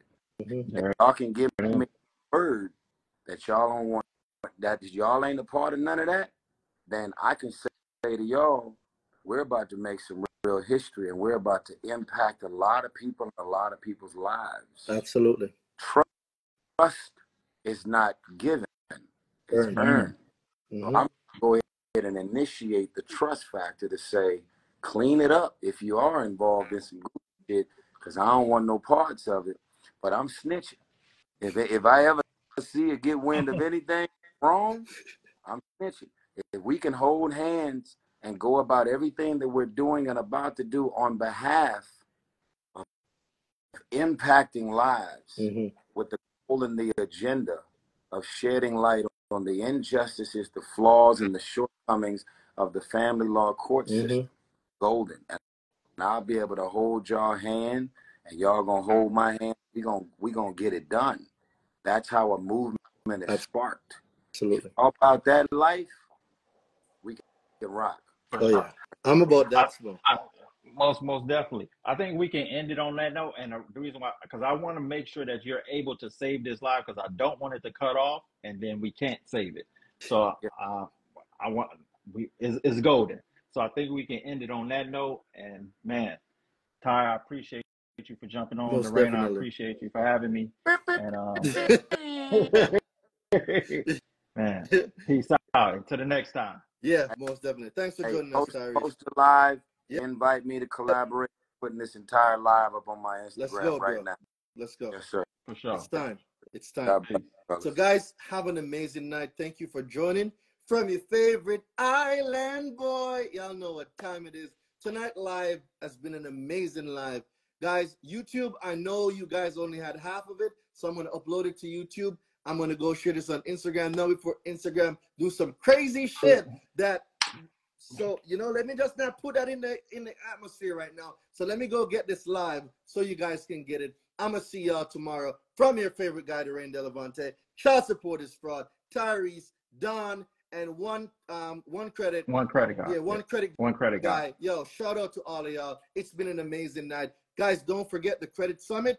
If you guys are not following us, definitely follow us. If you're not, Daraine Delevante, all platforms, give us a follow, guys. Social currency goes a far way. Child support is fraud. Child support is fraud. Go over there. Follow my guy. It's a movement. Social currency goes a far way. Nobody's success stops us. Each other. We support each other. We are here for each other. We're here for you. We're here to serve you. We're here to support you. Atlanta, Georgia. Comment the word summit. We'll get those tickets out to you. If you're on YouTube, guys, it is what it is. We're going down. It's winding down. Have an amazing night. See you soon. All right. So let's take care of them kids, though. Yep. Because this ain't no get out of jail free card. Take care of them kids. Peace. Take care of them kids. All right.